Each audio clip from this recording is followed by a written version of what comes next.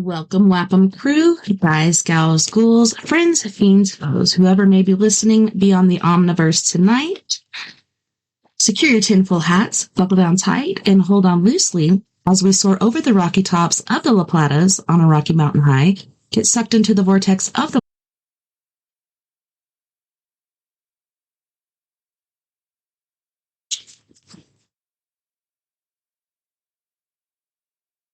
Monday, April 22nd. For those of you across the pond and beyond, good morning, good afternoon, and good evening to you, and thank you for joining us tonight on We Are Paradox Media's Late Night in the Rockies. I'm your host, TessaTNT, and we are broadcasting live from the Mile High Clubhouse tonight. If you're listening live right now, you may be listening to us on KPNL Radio, which you can find at KPNL Radio at kpnl-db.com.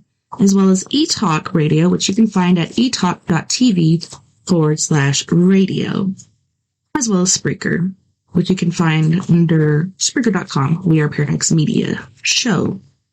We're also live on Facebook. We're back on YouTube, so we're off-grounding there. And then we're also on Twitch. So if you like to watch the show as well as listen, go ahead and tune into those. If you want to listen in your free time, just feel free to look us up basically anywhere that you listen to your podcasts. So I have a treat for all my guys and gals out there. Tonight we will be talking to Miss Nancy Thames, and she's a former Department of Defense employee and a lifelong contactee of interdimensional extraterrestrial beings. Has emerged as a significant voice in the realm of alien disclosure and spiritual awakening.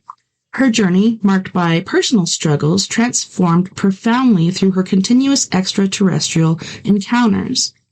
These experiences, initially suppressed, were eventually embraced as Nancy began to understand their purpose in her life and for humanity. She has come to the decisive conclusion: it is time for disclosure. Her dedication to this cosmic narrative propelled her to create TimeForDisclosure.com, a platform advocating for open dialogue about extraterrestrial interactions and the greater implications for humanity. Here she shares her personal encounters, insights gleaned from beings across dimensions, and her perspective on what these interactions mean for human evolution. Nancy's work underscores a collective call to awakening. She stresses that experiences often labeled as abductions are, in her understanding, enlightened contacts, part of a broader, benevolent interaction with extraterrestrial entities, aiming to usher humanity into a new era of cosmic participation. This mission, conveyed through her writing and community engagement, is driven by a philosophy of unity, spiritual evolution, and the pursuit of truth, extending an invitation to all of humanity to acknowledge and embrace our place within the larger galactic framework. Welcome, Nancy, and thanks so much for hanging out with us tonight.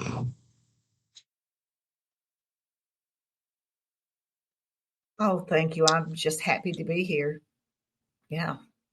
It's so nice to finally meet you. I know we had to reschedule before, but I'm super excited to hear about your experiences. Can you tell us where this all started? When you had your first experience or contact? Oh, I'll be happy to. I pronounce my last name is Nancy Thames. It's like the Thames River in England. And I am a lifelong contactee with interdimensional and positive extraterrestrials. And my first recollection or memories that I consciously remember are from around 2 to 3 years old. And when I was really young, it was I was not scared. It was fun. They made sure that I was fully engaged and that I was happy with what was going on. And they made it playful. It was more like a playtime.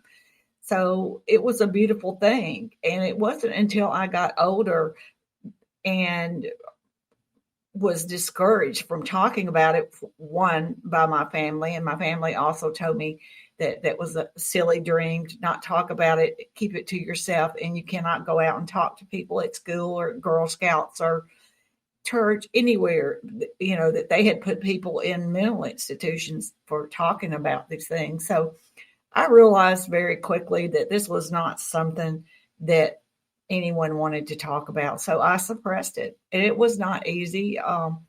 Having nobody to talk to and people telling you that it's a dream and that it's not, but nobody will believe you. It's very, very hard and traumatic to the soul. So as I got older, though, like I said, I began to get a little fearful because of movies that I had seen and what the world around me was saying. So when that happened, the visitations changed in the fact that they were aware of my anxiety and my fear. They're telepathic. There's nothing you can hide for them.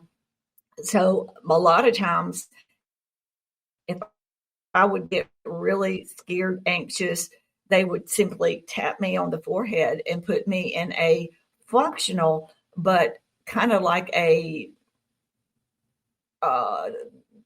meditated state without the medication. Just I would be calm, relaxed, without all the emotions that we have as humans, and I could carry on with what they wanted to do as far as like teaching me things.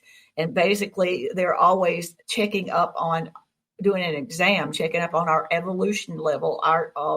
For me, checking up on my spiritual, where I'm headed, how am I handling my experiences, along with and plus how am I handling being a human and balancing this all out.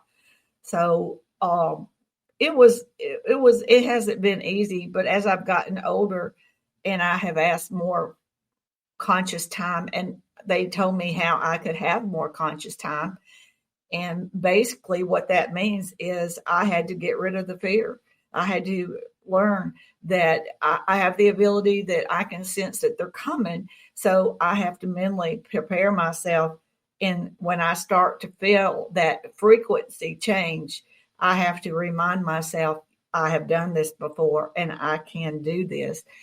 But it's a strange feeling. It's nothing that we experience here on Earth. So our brains really do not know how to comprehend this. I mean, for me, it wasn't what they look like, which a lot of people would have a problem with.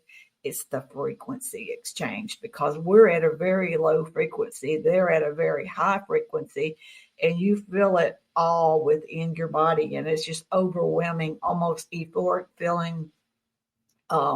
It's just fantastic, but you don't know what it is you're experiencing. So, and I think that is what a lot of people experience. And because of the fear, they automatically put up guards around them, and the extraterrestrials will tap them out. And then there's a lot of it they don't remember other than the fearful parts. And then the imagination runs wild. So other people have experiences and they are very real. I was fortunate enough that mine are always with positive beings that only had my best interest, and maybe the ones that saw some of these other people that call themselves an abductee, which I will never do. They were self-serving, had their own agenda, and it wasn't at the best interest of the person. And apparently they did not care what that person thought about the experience. They only thought about themselves. So, and I totally understand what you're saying as far as like not sharing it with like people at school or whatever, because me having paranormal experiences, like my family was really open about it. But then when I try to share it with people at school, they're like, don't talk to her. She's a weirdo. So I learned not to. And like you said, you kind of suppress it. And then you learn, there's different people out there that do have experiences like this and that understand you. But it's kind of few and far between. It seems like more today than before. And it's more widely accepted.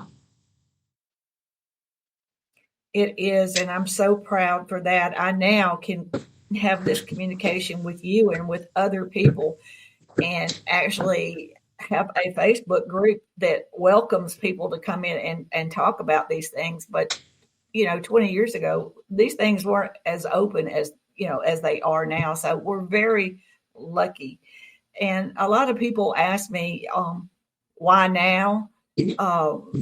Well, for me, I'm 63 years old, and it took me a while to get myself the courage and the confidence in myself to openly speak, and also to feel secure about everything I was saying.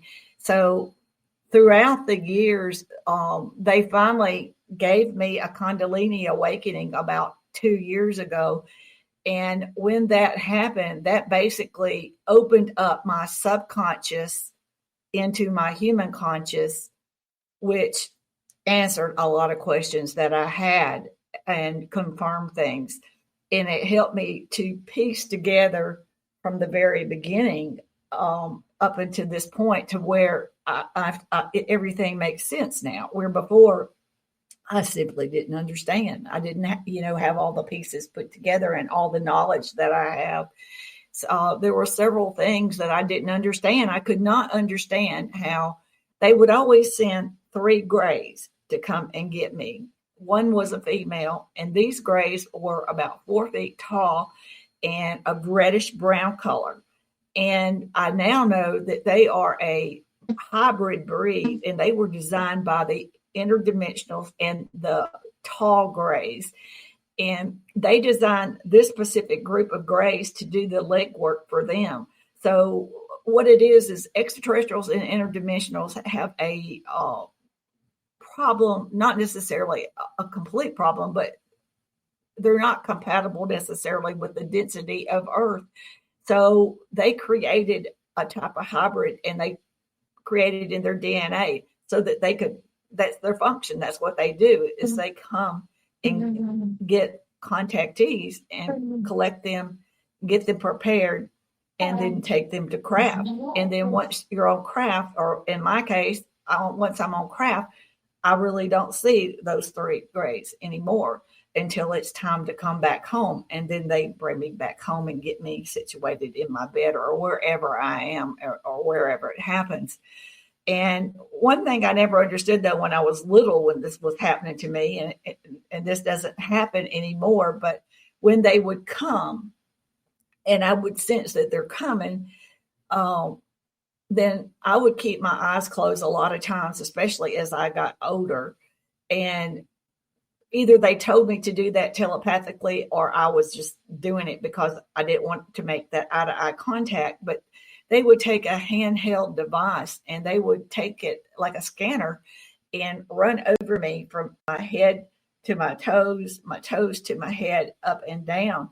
And then eventually I would feel my body start to lift up and float up off the bed. And at this point, I would open my eyes and look around, and I would look down and see my bed. It was empty. So this was physically happening to me. And I would look over, and I would be holding hands with the female gray. And, in my mind, I'm like, how is this even possible?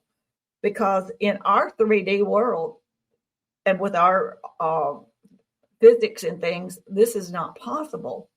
But now I understand, and they've explained to me that what they were doing is humans are at a very low frequency. So what they were doing was using the scanner, and they were elevating my frequency up to match their frequency. And that is how I could do what they do, go up through a ceiling or through an attic or through a window. And I can remember going up through the attic and looking around and seeing insulation and things sitting around. And I'm like, whoa, this is my attic, So it was very bizarre. And it took a long time for me to get to where I am today, to know what I'm talking about, to actually feel confident enough to do what I'm doing. And, and that was important to me, because I like to talk about my experiences, not something I've read. I like to talk about what I personally have experienced and what I know. So. Sorry, I don't know why, but the internet's just like really choppy today. And I find that happens. I want to have certain guests on. I don't know if it's the energy or what, but I apologize for that. So it's broken up, so I see that. So but I can hear you fine. Okay, good. As far as working for the Department of Defense, Did you let them know about your experiences, or was that ever an issue? No, I never said anything. And they never asked me any questions like that. If they did, I would not have offered any information about that. I Now that I'm older, I realize now that everything in my life, the interdimensionals and positive extraterrestrials, um, somehow orchestrated things in my life because it was important for me to experience certain things, good and bad, to be who I am today, and to have the confidence in myself. I'm a hands-on person that I need to see and do things to feel confident and secure in what I'm doing. So they I was, lived a lot of places, experienced being around a lot of different cultures, and working with the Department of Defense. I worked as a civilian. I worked in the dental profession, and I worked at Schofield Barracks was the first place I went on Oahu. And basically, I did have a security clearance, but it was because I was working with the commander of the Pacific Medical Dental Command in the Pacific Rim, and because I was working with high-ranking officers, and everybody had to have a security clearance. It had nothing to do with extraterrestrials or anything of that nature. Yes, pretty interesting how, government is finally talking about, UFOs. Now they're UAPs, as well as, I don't know, like History Channel with Ancient Aliens. I think that's kind of a way to soften up a lot of people that don't have experiences and don't understand it, for them to understand it better, because I don't know, I kind of feel like something's going to happen. Not sure what it is, but I don't know. It just seems like there's more and more sightings all the time. And people think they come from space, but then, like you were saying, like interdimensional, like, have they always been here and they're just like on a different level or different plane, or how does that work?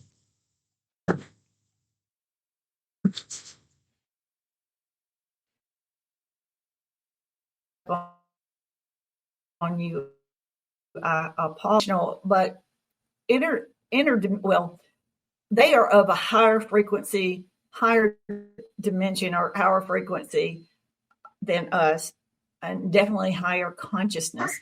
So higher dimensions are not physical places, they are higher levels of consciousness. So when they tell me and when they explain to me they are interdimensional, there is really not a human word to explain where they're from. So I do know that there's many, many different universes and galaxies, and they transverse through a lot of different places. And basically, they are looking for beings that are on the verge of ascension. And that is what brought the positive extraterrestrials and the interdimensionals here. Now, that does not mean that nobody's ever been here before, because that's not the case. There was some lower rim within our own galaxy that came down and did some trade out for they traded technology for us to do some things they wanted to do, which was not to benefit humanity. It was their agenda, and they were self-serving. So, but the ones that are here now, when they saw that humanity is waking up and getting on the verge of higher consciousness, and this all started somewhere in the neighborhood of 2019, 2020. They started coming around into our galaxy in great numbers, in huge motherships. And they pretty much told these other extraterrestrials that had been doing some things here on Earth to leave humanity alone. You've had your fun. Get the heck out of there. And a lot of them did leave. Some of them didn't. And some of them will work with the, like, say, the Black Hats, or the elite, the cabal, or the just the different branches of dark governments and things that really don't want to see humanity reach higher consciousness and change from what we are. They like us at a very dumbed down, lower level consciousness, and they can manipulate us and control us better that way. But we are waking up, and that's why these positive and interdimensionals are here. They're just waiting for us to realize we're not alone in the universe, and that they are not here to take over or control. They are simply here to assist and simply here to help us make better decisions with our technology, because they've seen many, many other beings throughout different universes and galaxies destroy themselves. And we are at a point in evolution where we could go either way, good or bad. So they had a little part in our creation, and they love everything about our planet. They consider our planet Earth as a living conscious being, and they consider every plant, animal, our oceans, our air, everything as living conscious beings. They're not as the same conscious level. A plant is not the same conscious level as a human, but it still is a conscious living being, and they communicate. And because we live in a 3D world, we're unable to see all the life that's going on around us. That doesn't mean it's not happening, because it is. And our scientists already know and have put out information. It's not widely known throughout humanity, but it is known. So it's I've heard that precious moment in the. Sorry. It's okay. Please continue with what you were saying. Well, this is a pivotal moment. Humans have never experienced anything like this ever. So I know now, when I was in my 30s, they showed me a vision. And the vision was because I had asked them, why is this happening to me? What is the purpose? What is the meaning? And I had witnessed them taking my two sons. My sons are also a part of this. And I wanted to know why. And I was very upset at the time. So I actually witnessed seeing them take my children. And I was consciously awake, and I was aware, and I raised up, and they pushed me down and telepathically told me, this is not about you. And so I witnessed what happened. And I went to sleep, and the next morning my children were okay in the bed, and I asked them at breakfast if they had anything they wanted to talk about or memories, and no, they did not. So we were on a vacation, and I left it alone. And when we got home, so I asked them, and I meditated. And so the grace came and got me and took me before a group of elders.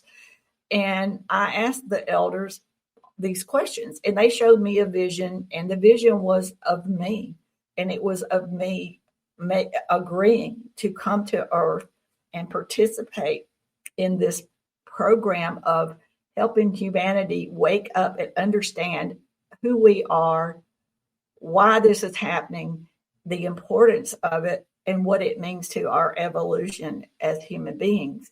So at the time, I really didn't understand that, because all I knew at that time was this world here. That's all I knew. So it was a lot to think about. And it wasn't until basically 2 years ago that they gave me a Kundalini awakening. And when they did that, that opened up my subconscious into my human consciousness. And all these questions I had were finally starting to be answered and the pieces put together. And they acknowledged to me that I was interdimensional, and I chose to do this. And so they were waiting for me to get to my spiritual level and my evolutionary stage of where I could do what I'm doing now. So this is important, and this is not about me. This is not about the United States. This is a worldwide phenomenon that affects all human beings all over the world. So, from what I have been told in my experiences, we human beings, we are the disclosure. We are the disclosure. We are the ones the world and the rest of the universe has, and our planet has been waiting on. They've been waiting for us to wake up, realize we are not alone in the universe. Wake up and realize who we are, our potential, and learn, reach higher consciousness, and realize that these old ways of programming that have been done for eons and eons no longer serve us, and that we can learn to be better human beings, enjoy our lives more, extend our longevity of our lives, and realize that we have been dumbed down for a very long time by putting toxins in our air, toxins in our water, toxins in our food, all these things, and all this negative stuff that we see on television. Everything was done to keep us dumbed down and to keep humanity separated.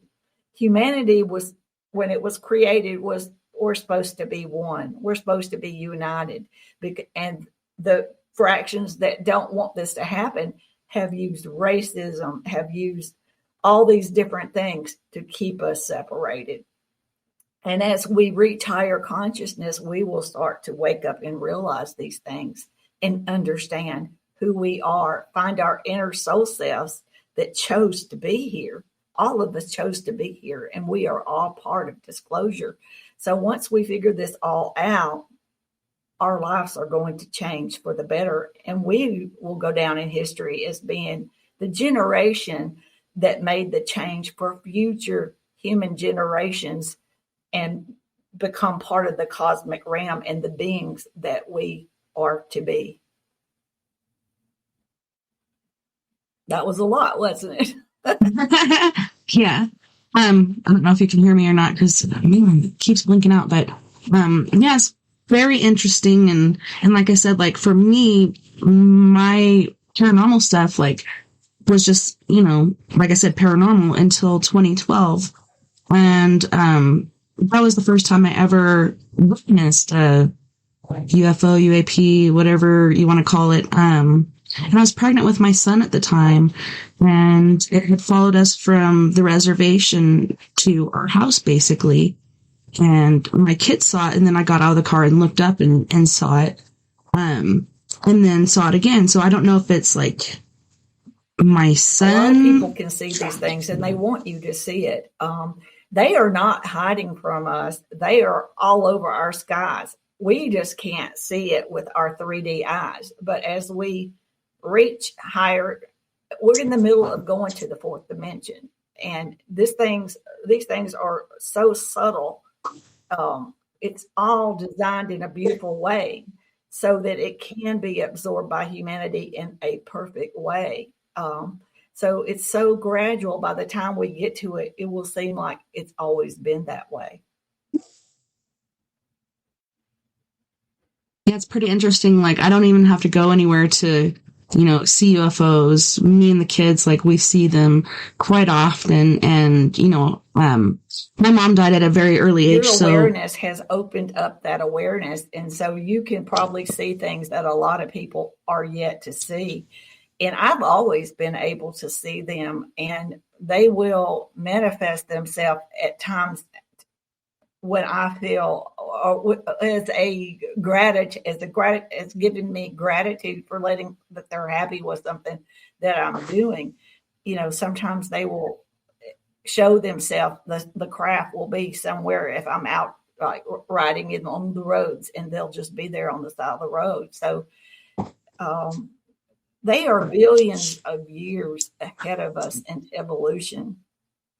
So our physics and our humanizing things is not in their reality. There is no such thing as time.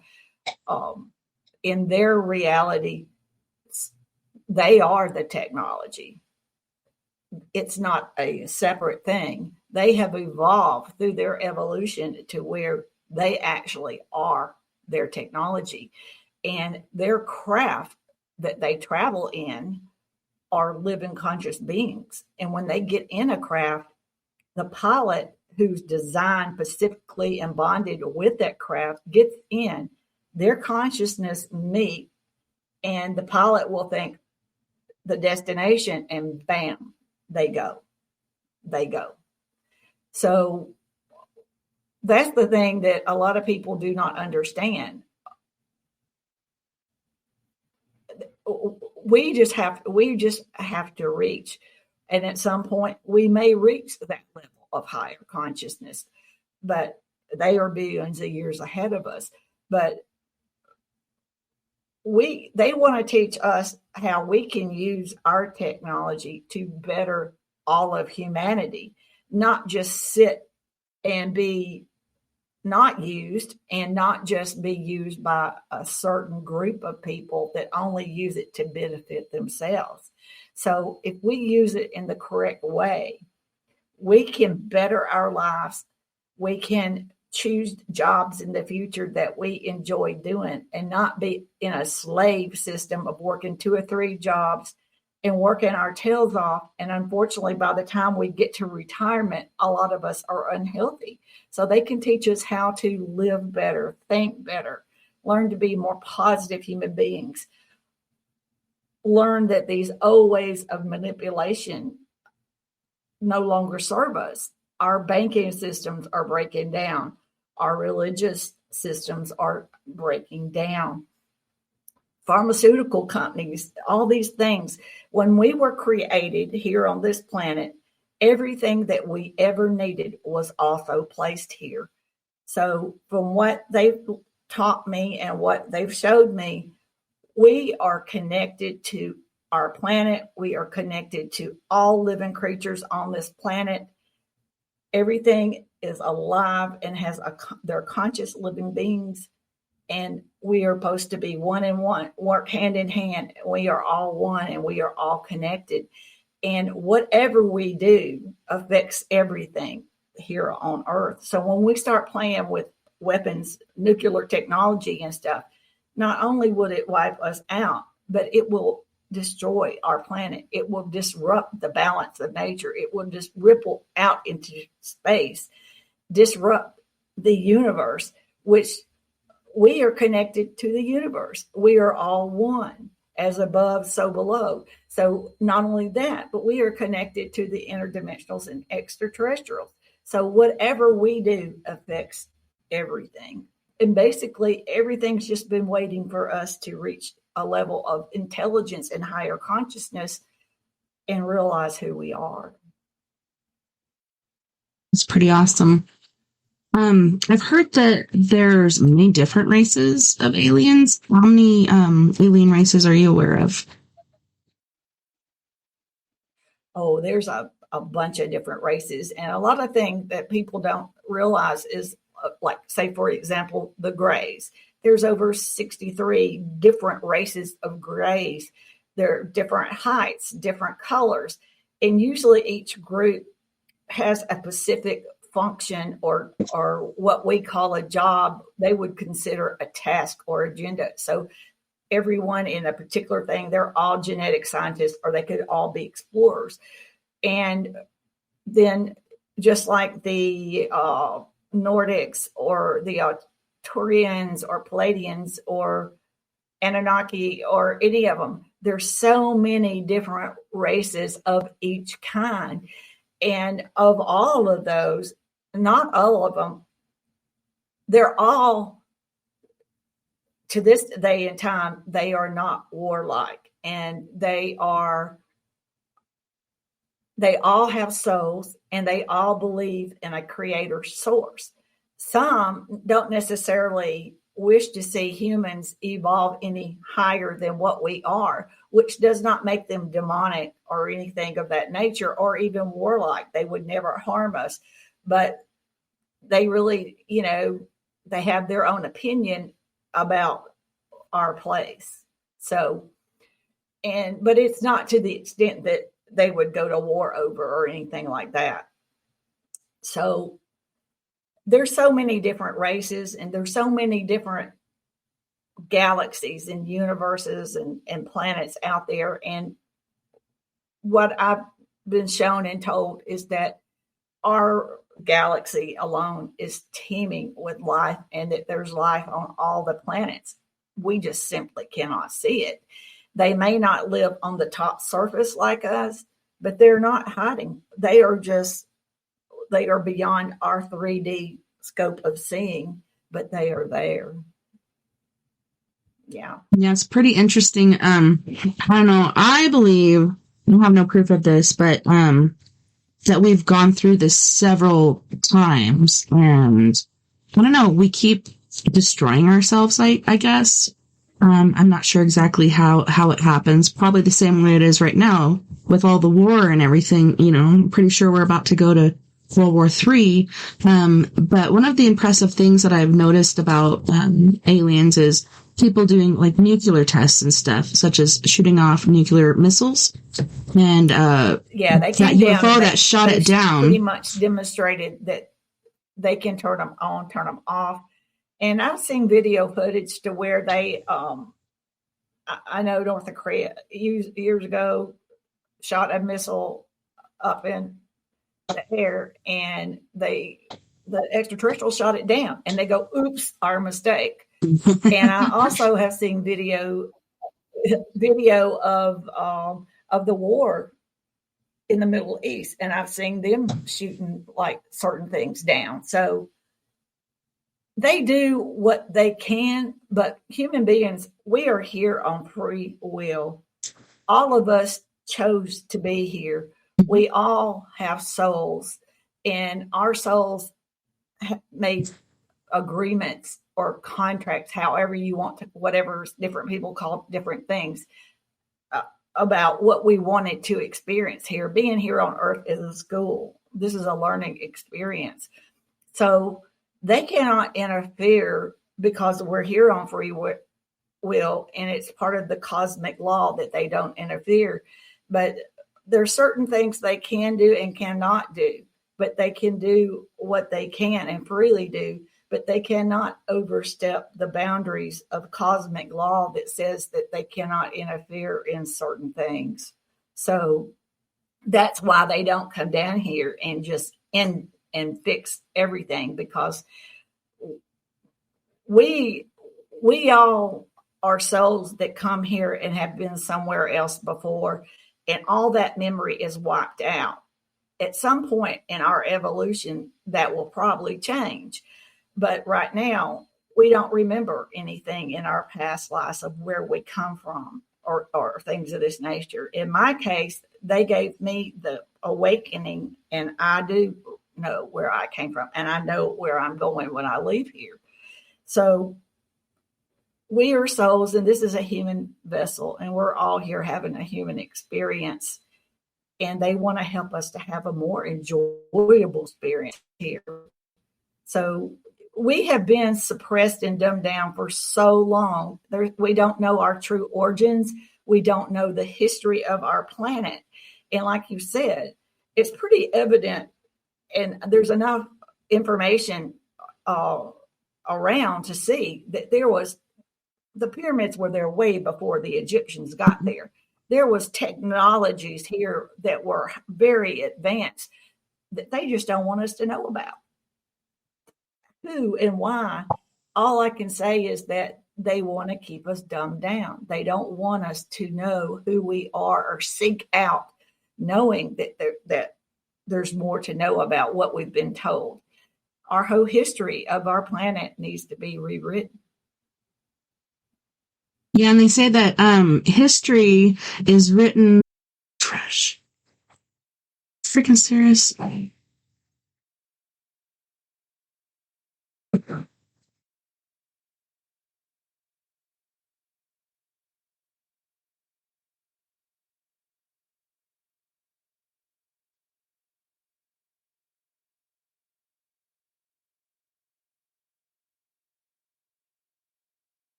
Seriously, let's go. My goodness. Sorry, guys. Trying to get StreamYard to work again. Trying to get Nancy back. I don't know what the heck is happening. I think there's someone or something out there that doesn't want us to share this information. Oh, so frustrating.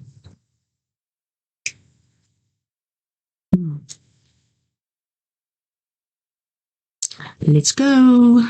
Come on, StreamYard. My goodness.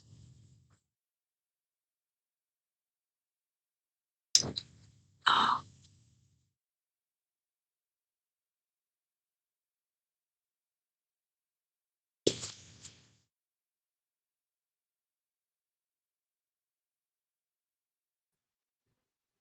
Oh, Hello, can you hear me?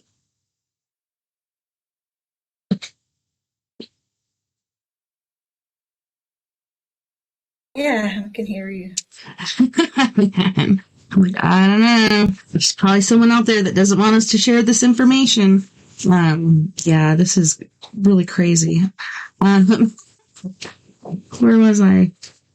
No, but like you were saying, like them keeping us dumbed down, like even the school system, you can see they're not teaching kids to learn. They're teaching kids to basically be programmed a certain way, and it's just really sad. But that's where the term sheeple comes from. There's so many people out there with their heads down, not even paying attention to what's going on all around us and what our government is really up to. But I don't know.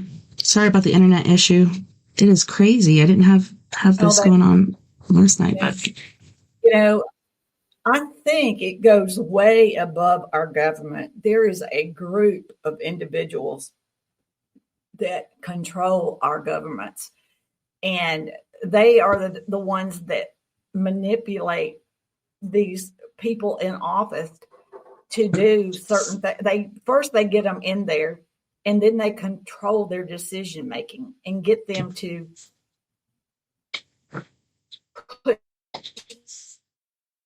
on all of us, and they're obligated. I don't think a lot of them even realize that they're being manipulated, and a lot of people like us, around us, they don't even realize they're being manipulated. They don't realize that from the minute we're born, we're given a social security number, and that we work our butts off, and by the time we retire, most of us are unhealthy, and we don't even get to enjoy our elder years. And we're not supposed to be like that. We should be enjoying our lives, and we should be having jobs that we enjoy, not jobs that we have to keep up with the Jones, so to speak. We shouldn't have so much emphasis on making money, paying taxes, and we should have free energy. There should be no poverty. We should not be using synthetic drugs. Everything we ever needed to cure a disease was put here in plant form or something. Everything was here, and they're sitting on all this technology and only using it for themselves. And those things need to change. definitely. But a lot of people. And the thing is that extraterrestrials and interdimensionals, they would not drink our water. They would not eat our food. And that's how I know they're not doing those cattle mutilations or anything like that, because they're basically vegans. And what they do is, to them, they don't eat like we do. For us, eating is a art, or, it's a wondrous thing. For them, it is purely a nutritional thing. And they only eat when they need the nutrition. So they don't eat 3 times a day. They don't sleep like we do. So, food to them is not a glorious thing. It's simply a nutrient. And so there's so much misinformation, and we are lied to about so many things, and all these things need to change. We deserve the truth. We deserve to know our true origins. We deserve to know, we deserve to have clean water, clean air. our foods should not have all these chemicals that make us fat and toxins that make us sick. And, you have to understand another reason why they don't want us to become more intelligent. We're going to start living longer lives. And they were not counting on that, So a lot of things change, and it changes the money making plan for these elites because things are going to change really fast, and they're not going to be able to do it because humanity is of a big number. And that's what these interdimensionals and positive extraterrestrials, they're reaching out to humanity. And the beautiful thing is that as we reach higher consciousness and we become aware of our world around us and realize the manipulation that has happened, we're going to realize we are the disclosure. We are the ones the world has been waiting on, because we will not need the government to tell us we're not alone in the universe. We're going to know it ourselves. We're going to know all these things. And we are the disclosure. We are it. We are it. There's no doubt in my mind that all of us human beings are the disclosure. Definitely. And like you were saying, our diets, like even as the United States, nobody would eat this. Like even other countries, they're just like, man, what are you eating? But it's for a purpose. Like you said, they want us to have short lives. They want us unhealthy. They don't want us happy. They want us to be cheap and be controlled and live short lives. And like you were saying with the social security number, it's just basically like product number or whatnot. And I do agree with higher powers. It doesn't matter who the president is. It's still a puppet. Like, it doesn't really control anything. It's just somebody to point your finger at or blame for different things that are going on in our lives. But I don't know, it's just a crazy, scary thing. And I don't know, I'm grateful that there are people like you and I that are awakened. I hate the term woke because so many people use it wrong. But I don't know, we're just on a different chill than a lot of people of the past. Like, this is just a different time in humanity. I'm pretty sure, we've gone through this before, but I don't know. I'm pretty excited to see what's going to happen. At the same time, kind of scared, but I don't know. I just know that I'll be okay. Like, my family's going to be okay. And like you're saying, like, your kids are even a part of this as far as, yeah. And who else told me this? Oh my gosh, I can't remember her name right now, but if you see UFOs or you have this contact with aliens, generally it's a genetic thing. Like, it's happened to other people through generations of your family. So that's pretty intriguing as well. Yeah, when my two youngest told me about the aliens that tried to take them on the spaceship here right outside my office, and they were grays and they were walking them on there, and it started to raise up, and Lily said Floyd jumped off, and so she jumped off too, and they weren't scared, but I don't know, I guess they just didn't want to go, and they laughed about the whole encounter, but I haven't heard anything since. So I know they've been around because I've got pictures and videos and stuff like that of them, but I'm not sure exactly, what our part is in it. But it's pretty interesting that it is generational. Yeah, it's amazing, and it's people really don't understand it, and it's very hard to understand. I mean, I'm 63 years old, and it took me a long time, and having that awakening really helped. But it's not normal, it is out of this world, so to speak. So it's hard. It is really hard. It's hard to think, but it is a beautiful thing, and I can see it in front of me, and I can also see, and I'm concerned about this war in the Middle East too, but I do know that we need to focus on positive things. Don't pick a side. Pray for peace. Mm-hmm. Put your energy in a positive way, and think about them coming together peaceful, and just trying to be better individuals, and also looking inside, figuring out who we are, who our soul self is.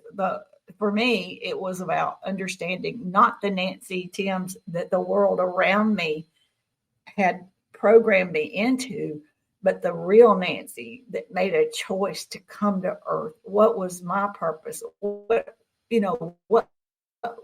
is it I wanted to gain and learn and experience here?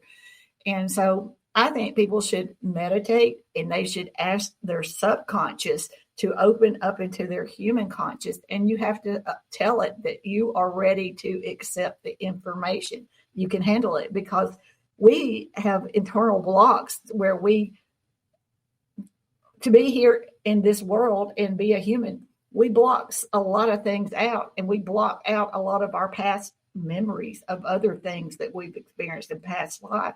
So if we start to accept this, and I think it will help people to understand their purpose here.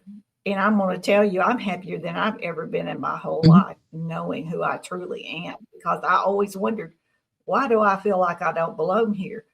Exactly. So always an outcast or misfit, like you never really fit in anywhere. So it's so awesome to meet people like yourself and be able to talk about these things and not feel like a weirdo. I'm proud to be a weirdo, and my kids are too. Yeah, I'm happier than I've ever been in my whole life.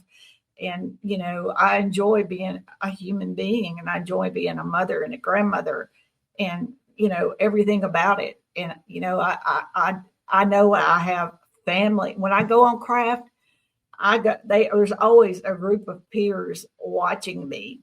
And I know that they're taking mental notes and evaluating me. They're checking on my spiritual growth. They're checking on my evolutionary growth. They're checking to see how is she handling her extraterrestrial life and her human experience. And they expect me to enjoy and have a beautiful human experience.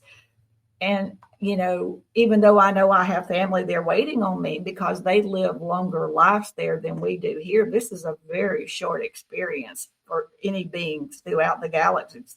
This is very short. And we're very emotional beings. No other beings are as emotional as we are. So we're very unique and different. And so I know, even though I know I have family waiting on me, I want to enjoy here and enjoy my family here. It's a beautiful place. Our planet is so beautiful. We have so many things to be proud of that we have just forgotten a lot of our values that we've always known. But the world around us says, make money, go to work, do this, do that. And we forget the beautiful things around us and our families. And we need to spend more time with our families, enjoy our children, enjoy every aspect of our life, from birth to toddler to teenager to adult and senior citizen, and not have all this anxiety, depression, and worries that this world around us creates. So we're looking at a greater future for future generations of human beings. That's for sure. That's awesome. Well, on that note, Nancy, we do have to go to our first music break, and I think that's a good place for us to stop.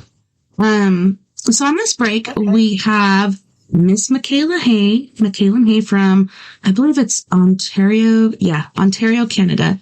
And this girl is young, but she's super, super talented. I can't believe how young she is and what sort of music she's putting out there. It just really blows me away.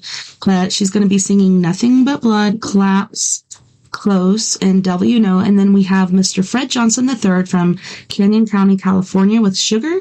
You guys don't go anywhere. We'll be right back after this music break.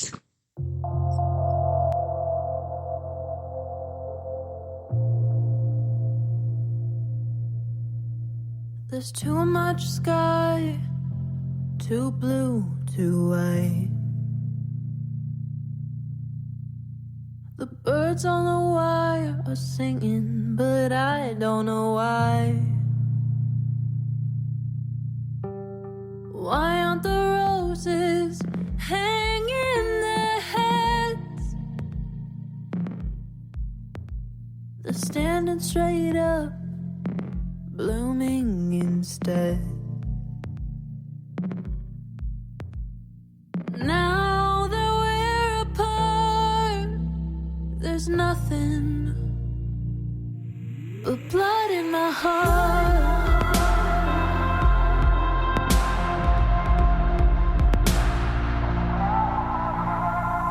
Why does that guy have a smile on his face?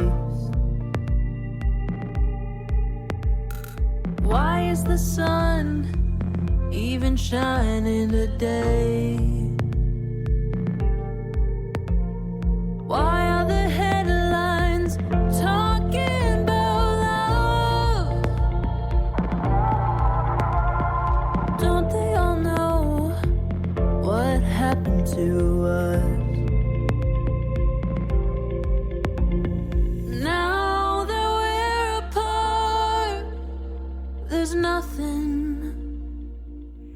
but blood in my heart.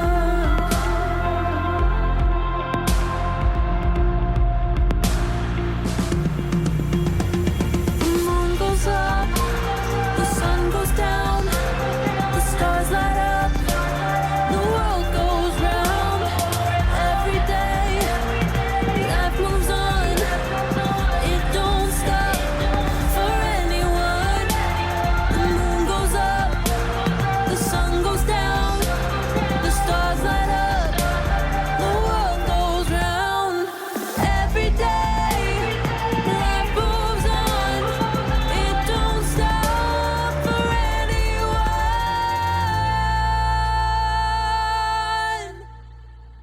Now that we're apart, there's nothing.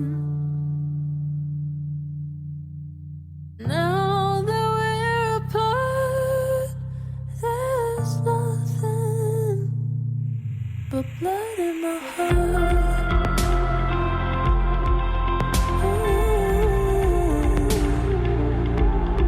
blood in my heart. Ooh, blood in my heart.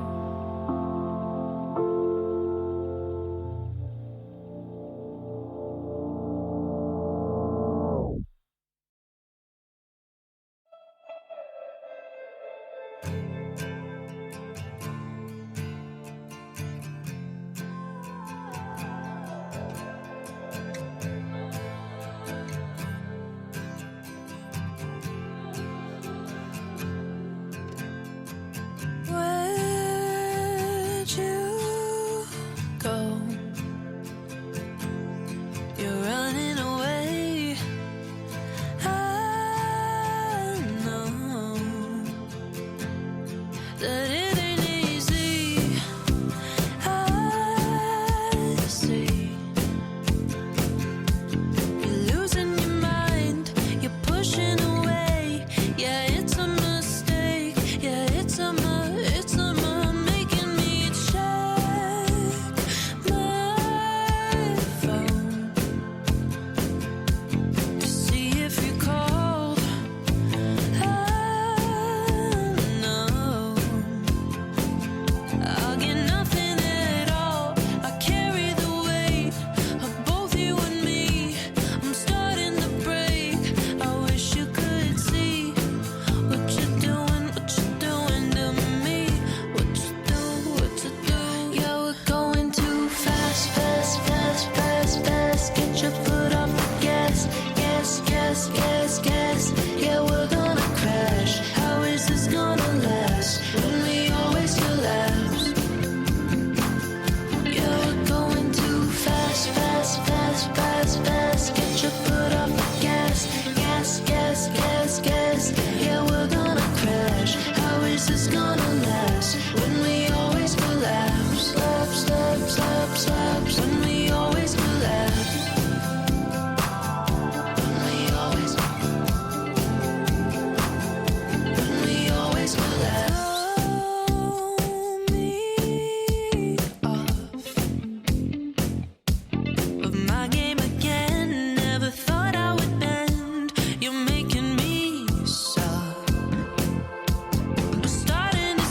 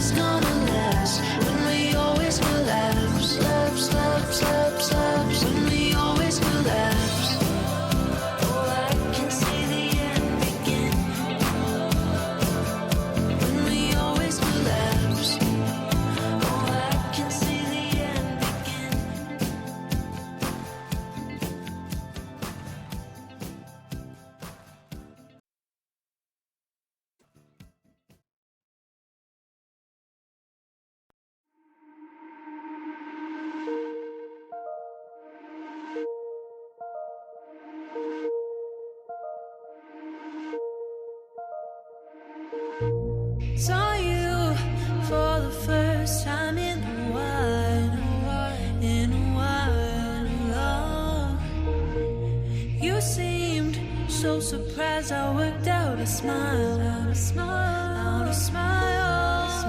'Cause I've grown and I've changed. Yeah, we went separate ways. How come we're both back here? 'Cause you pushed me away, had my life rearranged, but still we're both back here. Back here. Close to me, I want you close to me. I can see that you wanted me. Follow me, baby, just follow me. Trust me, baby, get close to me, close to me. You know how to make me lose all control, all control. I should know when I need to let myself go. So let's go. Close to me, I want you close to me. I can see that you wanted me. Follow me, baby, just follow me. Trust me, baby, get close to me. I'm not the same. I'm not the same. I'm not the same person anymore. I'm not the same. I'm not the same. I'm not the same. I want you close to me. I want you close to me. I can see that you wanted me. Follow me, baby, just follow me.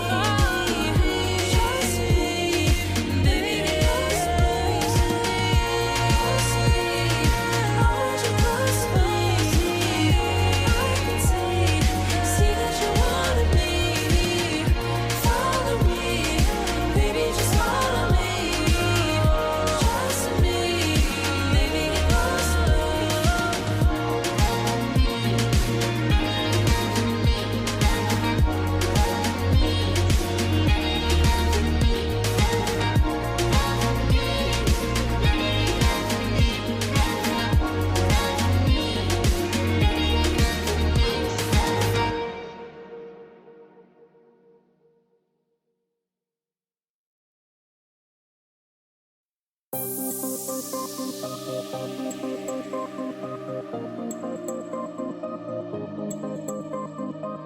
Your troubled heart bleeds like a river.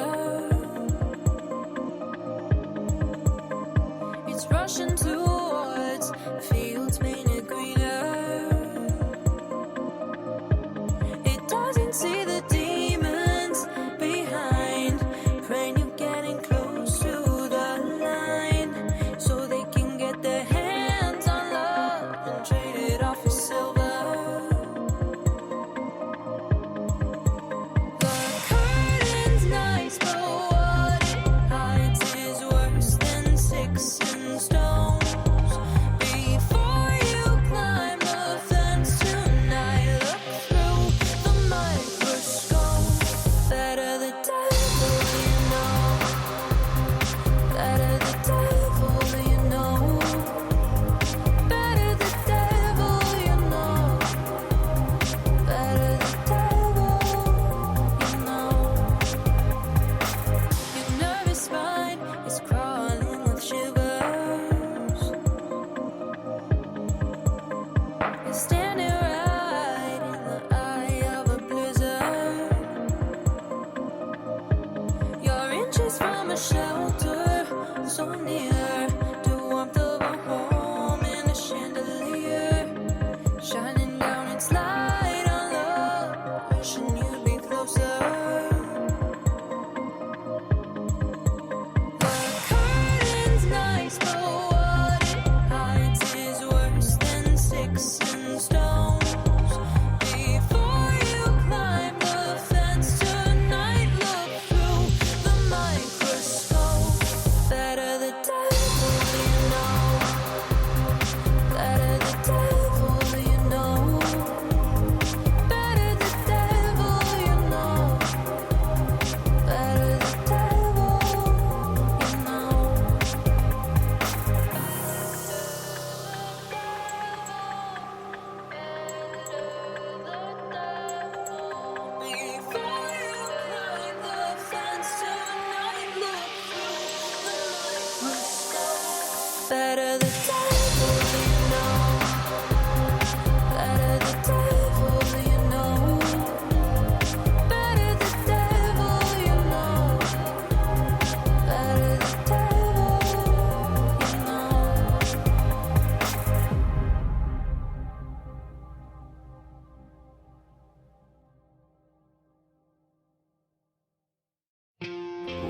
waiting here on this cold, lonely night without you. The tension's overbearing, wondering, are you coming back home again? To inspire fondness with love. Where did our love go wrong? My sugar.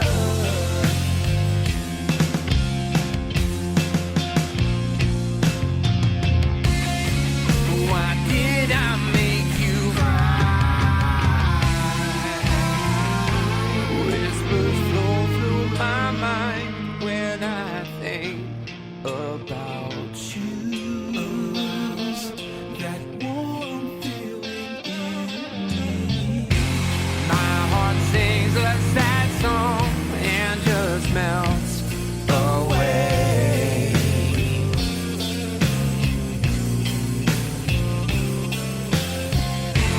Please look into my eyes, my sugar.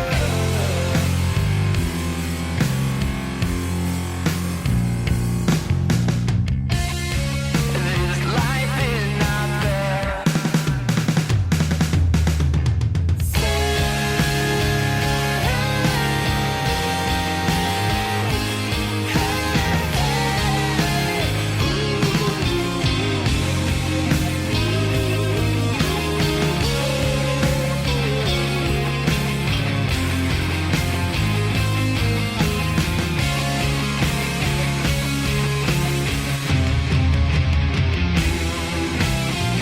Until the sun doesn't shine anymore, I'll be there.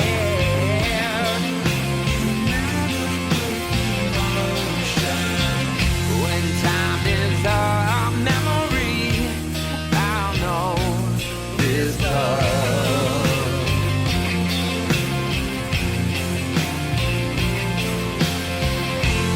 You will always be the one, my sugar.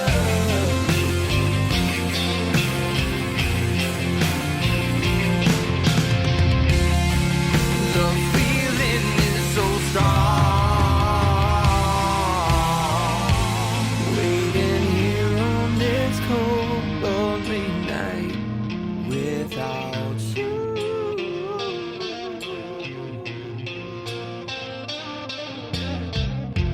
Where did our love go wrong, my sugar?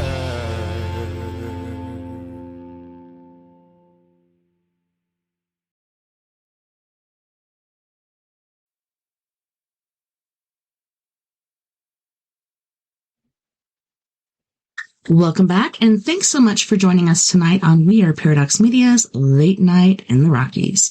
Tonight we have Miss Nancy Thames, I believe. That's the one thing I wanted to ask you on the pre-call here for the show. I was like, is it Thames, what? I was totally off. I butchered it. I'm sorry. That's okay. It's Yeah, Thames, so- like the Thames River in England. Nice. Yeah, sorry about that. But yeah, that's one thing I wanted to ask you, and then I totally spaced it. Like, I'd forget my head if it wasn't attached. But yeah, I'm so grateful that you're here and that you're sharing all this amazing information with us. So, where shall we go from here? Oh, it's wonderful So to what be is- here. I'm proud you have me. I wouldn't be able to get this information out there without people like you, so it's important. That's awesome. So, I don't know if you heard about the Miami Mall alien encounter. And to me, it was pretty interesting. Different videos that I watched, you could actually see like an arm and a leg coming out of like this portal. And one lady actually figured out like if you changed the numbers around as far as like navigationally, it would have been in Antarctica, but instead it ended up in Miami. What do you think about that whole thing? Do you think it actually happened? You know, the police are trying to say no, it's just a bunch of kids shooting off fireworks, yada, yada. But you don't have that many police out for a bunch of kids shooting off fireworks and having a little fight or spat or whatnot. Yeah, I really don't know, but it could be just a lot of misinformation, something to scare people, to get them in a fearful state of mind, so that anything that comes out disclosure wise would keep you off guard or keep you questionable as to what we should believe. And with technology the way it is these days, we do need to question things and do our own little research and not just take somebody else's word. People shouldn't believe everything I say. You should do your own research and form your own opinions and stuff. Yeah. Because I can only talk about my experiences, and really and truly, until people experience things themselves, it's really hard for them to understand totally. Yeah. Yeah, and it's interesting you say that, because my mom was like, the paranormal side of me, and then my dad never had a paranormal experience until he was with her, but he always believed in UFOs and such. So I always had a belief in it, and we'd watch Star Trek together and stuff like that when I was a kid. Still today I watch it, but yeah, I always had that belief within me, even though I didn't witness it until, like I said, 2012. And then after that, it's just like, a lot of experiences. But yeah, like you said, you have to kind of experience it sometimes in order to wrap your mind around it or believe it. Yeah. And the fact that we've been lied to for so long, and the government suppressed this for 80 years, denying the Roswell, denying all these different things, making up stories. So it's hard for the people to believe anything NASA says or the government. And yet that's who everybody's sitting around wanting to give them disclosure. I think that's kind of funny, so I wonder if even if the president did come on and say, we are not alone in the universe, and there's extraterrestrials and interdimensionals in our skies. I wonder how many people would believe it. I don't know, but I think it's just something that we all have to develop, nudge into our own spiritual growth and understanding and awareness. And as we reach higher consciousness, it will be easier for people to accept these things. And we're just going to have to be patient for the rest of the world to catch up with us. Yeah. So I've heard a theory about Bigfoot, and people are thinking aliens and Bigfoot are kind of in cahoots, because some people have seen Bigfoot going on to craft, but people have also gone on to crafts. What do you think about that? Do you think Bigfoot is an alien, or do you think it's like, a close relative of ours, or what are your thoughts on that? Well, I have seen a Bigfoot on a canoe trip when I was in high school. I was, I could, the smell was awful. It was like a huge wet dog smell. I mean, it was really smelly. And so I know that these things are real, but as far as why we never can find any bones or find anything tangible as proof, that sort of leads me to believe that that maybe they can go dimensionally, and maybe, they like to come visit here at times, but may not be their true home. So, and I experienced going on a craft with interdimensionals and extraterrestrials, and there were many different types of extraterrestrials on this craft, and there were some humans. And basically what we were doing, and I was only an observer, I didn't actively do anything, but I didn't even know what the word cryptid at that time was. I do now, but they were basically, this group were they were going and looking for these creatures that had either they were in a dimension they didn't belong in, such as that could be exactly what happened in Miami. That could have been a creature that got into the wrong dimension or jumped, or maybe there was a tear in a timeline. There's so many things it could be, but basically what they were doing in this craft, or they were looking for events like this. And what they were doing was they had like these monitors around, and it looked like to me what we would probably compare to a computer screen, and it was showing like heat sensor indications of the whereabouts of the creatures. And then we would proceed to go there, and then a team of different extraterrestrials, and that's the first time I'd ever seen an aquatic being, and they went to collect this creature, and they put it in confinement, and then they carried it back to where it belonged. And so I know that these things are real, and I know that they get over into where we can see them. They don't like them being here because it does create fear and havoc, and they send out a team to try to get them back in their place. So yes, Dogman, Chupacabra, Bigfoot, all those things could very easily be like that. Yeah. Because they do have animals. I've seen animals.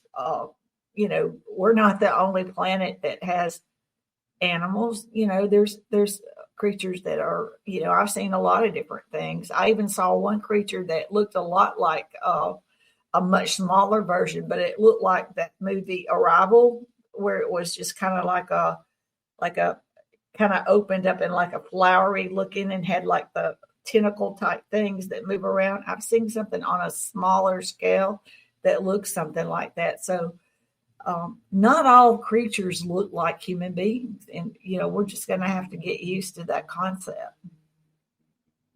Definitely.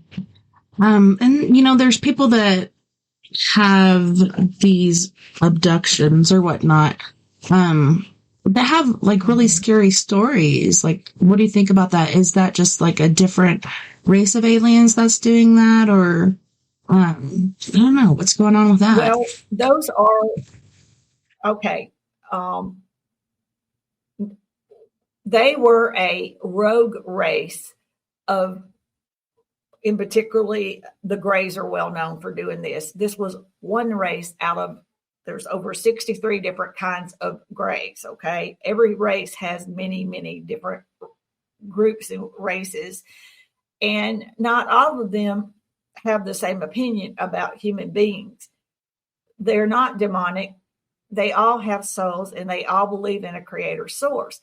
But some don't really necessarily wish to see human beings reach higher consciousness and join in the cosmic realm. So what happened was a rogue race came down and traded technology like to different governments and groups. And what they did was they did genetic research, which was for their own agenda, their own reasons. Had nothing to do about helping our government, had nothing to do about helping humanity. That was something they did on their own. And when they did that, they were excommunicated pretty much, they were excommunicated and eliminated from the other races of Greys that are positive, because Greys have a hive mind, and they are all part of a collective consciousness. So they were released and a rogue aside away, and no longer part of the collective consciousness, and no longer part of the good graces of the interdimensionals or other positive extraterrestrials. So they came down here, and they did not care whether a human being liked what was happening. They were very task oriented, and what they would do is a lot of times they would simply tap, and I've had this happen to me. They tap you and put you in a conscious or either a subconscious state, and you're fully functional, but you're like, you're calmed down and you're more like a sedated without the drug, but they can put you in a state to where you move around and do things. But the problem with that is when you come back and you wake up, until your point, you remember the conscious part, and then the rest of it is fragmented. And a lot of times the only part they remember is the fear. And when you have that much fear, your orientation, your perception of the whole event is changed. It's not the correct sense of what happened. So a lot of it is misunderstood, in my opinion. But I do know it is real. It did happen. And, I wasn't there, so I really can't say that what people are saying is not true. But I do know that if you're irrational and upset, it is at their best interest to tap you out and put you in that state so they can do what they want to do, because they always travel in threes to collect a person. And the reason they do that is to protect themselves. And, we are very aggressive. And when we come across something that we do not understand, we have that flee or fight, mentality from way back when we were cavemen. Everything was considered a predator that we didn't understand. So I think that's, the feelings that these people got was, this is not good. And they remember the fearful parts, and then they get tapped out, and then that part they don't really remember. And so they think the worst case scenario. Yeah. But they don't do probes. I mean, they are billions of years ahead of us in evolution, and they do not travel all this way to check somebody's butt. Right? There could be a pervert race out there. I don't know. I'm just kidding. No, it's pretty funny though. The different theories and, how people have, these different offshoots like South Park and stuff. I don't know. That was pretty funny. Yeah, like the Travis Walton, Fire in the Sky thing. I watched it when I was younger and then rewatched it again so my younger kids could see it too. And it was pretty interesting to me, like how it was set up and how it's kind of like cocoons and stuff. And there's different levels of degradation or whatnot to the human body. It's like they're being consumed or whatnot, but he was able to wake up and break free of it. Some people think that really didn't happen. What are your thoughts on his experience? I've met Travis Walton, and I've had a face-to-face talk with him about this. And basically, how he feels now is quite different from when he was a young man. He realizes now that he misunderstood what happened to him. He now feels like they saved his life. He was at the wrong place at the wrong time, and he would have died of radiation poisoning and toxicity if they had not gotten him. So they healed him. And the parts in the movie when he signed over the rights, for that movie, they changed everything to sell box seats. It was over dramatized, and a lot of that stuff did not happen. And he'll tell you that it did not happen. And so they returned him when he was well, and they took him to an area where he could be found and he could receive help. They couldn't, if they took him back to where they collected him, he may have never been found. Mm-hmm. So, even Whitley Strieber, his thoughts on like when it was happening, he felt like they were tricksters and that all these different feelings and emotions. And now he feels like it was a profound, purpose. They're basically checking on our evolutionary stage. And if you stop and think about it, we go out and tag animals. We go out and collect specimens. We fish, we collect animals, we tag them, we take samples. We put them in zoos. So really and truly, when they're coming down and doing these things, they see it as doing nothing wrong. And from the human perspective, if we look at it like we treat lower level conscious, animals and things, it's no different. So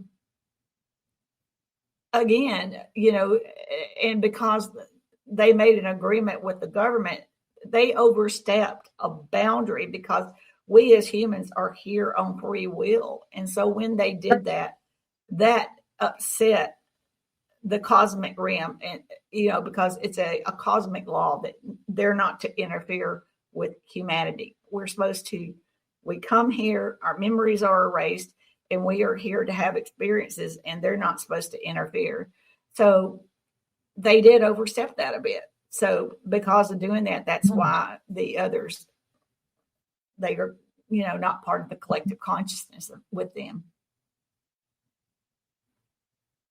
What do you think about the, I guess it's called the squid craft, the one that was like floating through? I think it was like a military installation or something like that. Like I've never seen anything like that. But then there's other things that kind of look like squid in the sky, which is kind of like, I don't know, really weird. I don't know what that is, if it's a craft or if it's some sort of, like you said, like animal. Yeah, the jellyfish one. Yeah. Yeah, it could be, I didn't personally, I saw the videos. I didn't personally see it, but there's a lot of, what we don't understand, and we try to humanize everything, but there is no humanizing a race of beings that are billions of years ahead of us. There's so many things that we don't understand, and billions of years ahead of us means simply that, for one, they are technology. They have advanced so far. They don't use propulsion. They don't use fuels or anything like we do. There is no such thing as time. We have all these man-made things, and we think everything is like us, and it's simply not the case. They are evolved so high up that their crafts are living conscious beings. So their pilots are bonded with a craft. When they get into it, their consciousness meet, and the pilot simply thinks of their destination, and bam, they go. Because everything is on higher frequencies and higher consciousness, and they know how to travel by doing these ways. They are the technology. They don't depend on it like we do. They are the technology. So we need to understand our physics does not apply to them. There is no humanizing anything about what they are the technology, simply put, and they've just billions of years ahead of us. And they can help us learn to do better things with our technology and help us learn to be interdimensional ourselves. So, and that's one thing that when these, I call them negative, but they're not demonic, and they're not necessarily warlike, but they were a rogue race.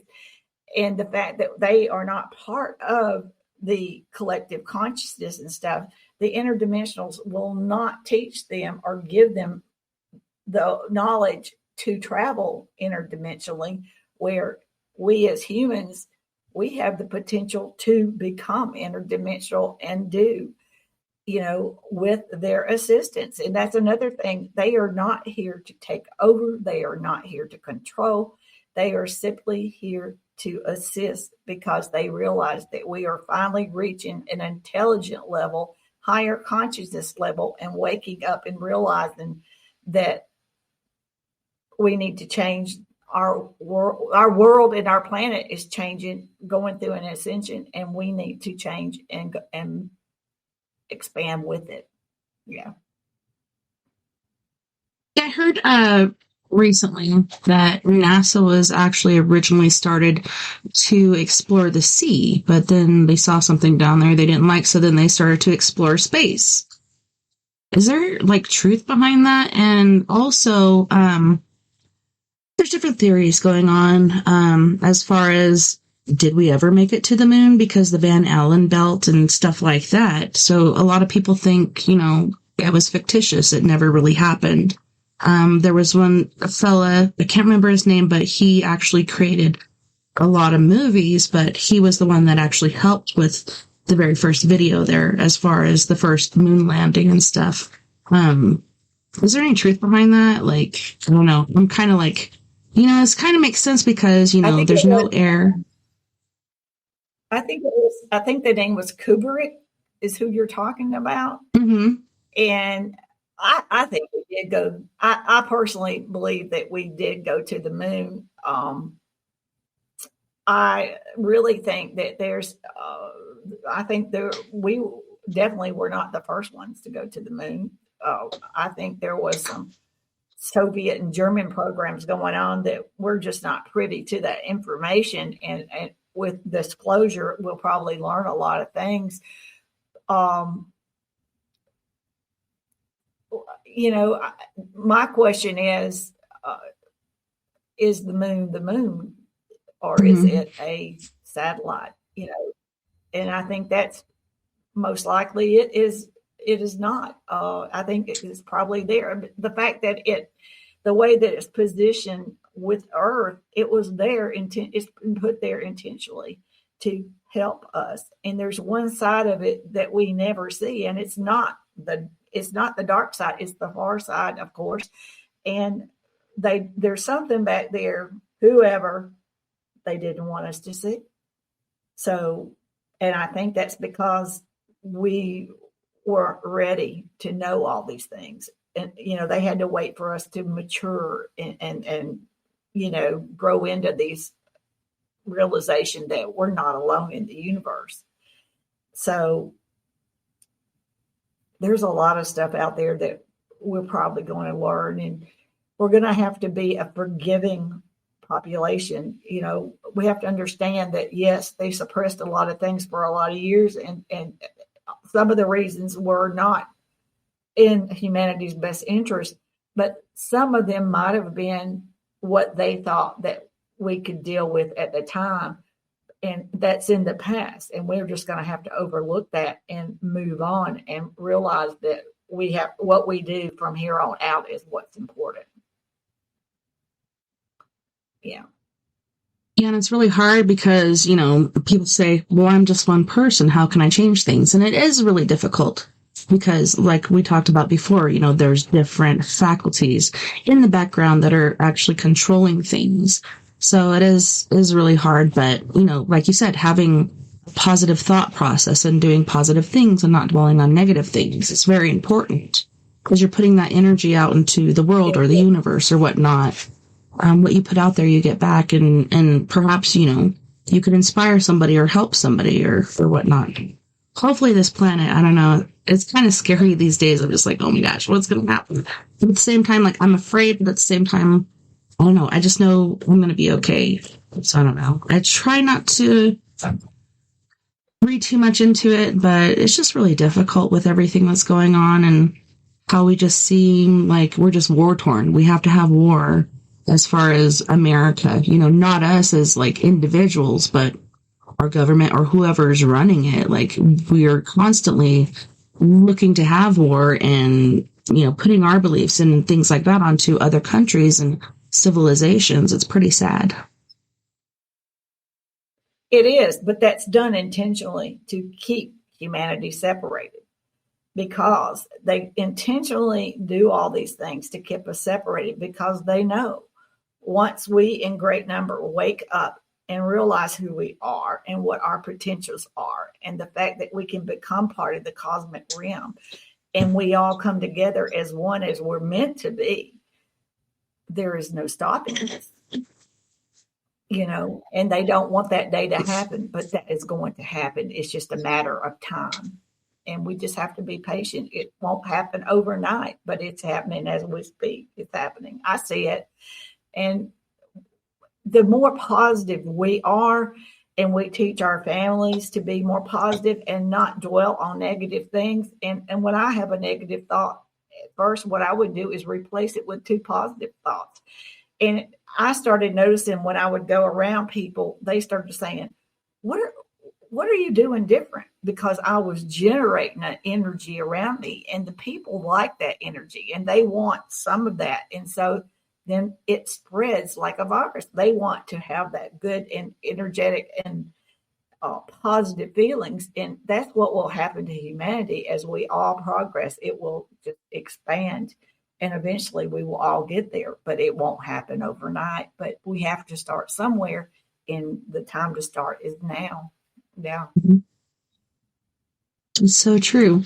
So what are okay, so what you just said as far as like when you have a negative thought, you replace it with 2 positive thoughts. What are some other steps that we can take to keep on that line of thought and progress? I think that we should all learn to meditate. It didn't have to be like what you see the monks doing or anything, but just find a personal space where we don't have any distractions. And what I do is I ask my subconscious to open into my human consciousness, and I assure it that I'm ready to be filled with any knowledge and whatever it has been withholding from me and fear of shell shock, that I am ready for, and to help me to become more knowledgeable and understand the world around me, and to understand who I am, the real Nancy, the Nancy that came here and made a choice to be on earth, and what my purpose here is. And I think that we should all look within and not look at the person that the world around us has made, but our true selves, and figure out why we're here and what our purpose here on earth is. So I think doing that, and I think as we become more positive, we will reach higher consciousness and reach higher frequencies, which will lead us into, having, well, for example, 2 years ago, did I already tell you this? 2 years ago, the interdimensionals and extraterrestrials gave me a Kundalini awakening. Mm-hmm. And what that did was opened up. Yeah, it opened it all up. So don't be surprised as we all enter higher consciousness and become more positive. We're probably going to all experience something of a Kundalini awakening at some point. And when I experienced it, I had no knowledge of what it is. And I was scared and didn't even tell anybody about it for a while. And I later found out through the interdimensionals and stuff what it was and why I began to remember all these things. So, we have to want these things. Nothing will be forced upon us. But if we want to be, reach ascension and reach higher dimensions, we need to let the universe, the world know we're ready. And we want to be, we want to be better. We want to be the human beings that we were designed to be, Yeah, and for some people, it's like really hard to meditate. For me, I don't know, like even trying to get to sleep at night, my mind is just like so active. Like I can even be dead tired and not be able to go to sleep. But meditation, like you said, like as far as monks and other people do it, like it's hard for me to achieve it that way. But like you said, like find something where you have no distraction and you're really focused and whatnot, like maybe art or, now I got chickens. I'm pretty excited about that. But it's like little small things like that, I think, that can be considered meditation. Yeah. And I think also listening to nature sounds or the rain or ocean sounds and putting yourself in a calm state and then thinking to yourself and, whether you want to call it prayer or you call it meditation, but speak to your inner self and ask it, come forward and give me knowledge and help me to open up opportunities so that I understand my place here on earth, and it will happen. I won't guarantee it, but that's what has worked for me. Yeah. So, what are your thoughts on astral travel? It happens. I've done that before. That is not. I know the difference in astral travel for me is like out of body experience, and I am like flying around and seeing things. The first time, of course, I was holding the hands of an extraterrestrial, the female that I'm bonded with since birth, and she would fly me around and look. But I've learned to.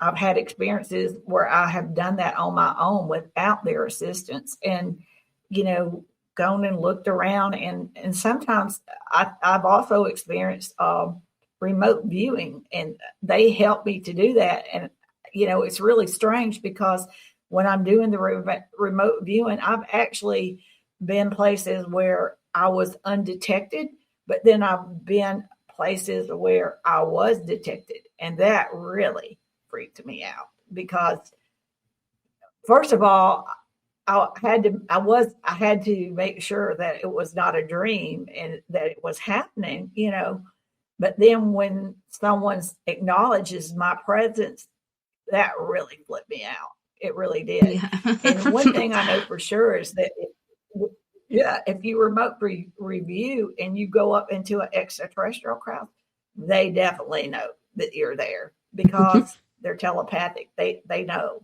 and we're of a frequency that they would recognize immediately. So I guess that's what happened to me, is that I was given off a frequency and it was picked up where I was nosying around. Yeah. Yeah. Like you said, real. like you're thinking, okay, I'm here and nobody can see me because it's just my spiritual self or whatever. And then they look at you. I mean, I could just imagine.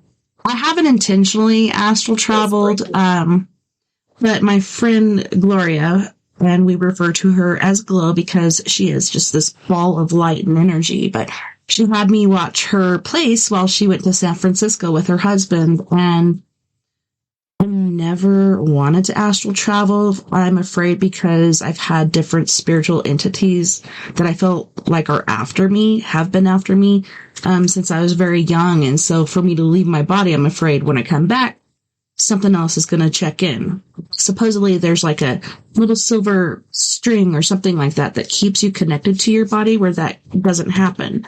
But, I was watching a paranormal show and I was getting really tired and I fell asleep on the couch. And then all of a sudden I was on the floor on all fours and I was trying to crawl, but I couldn't.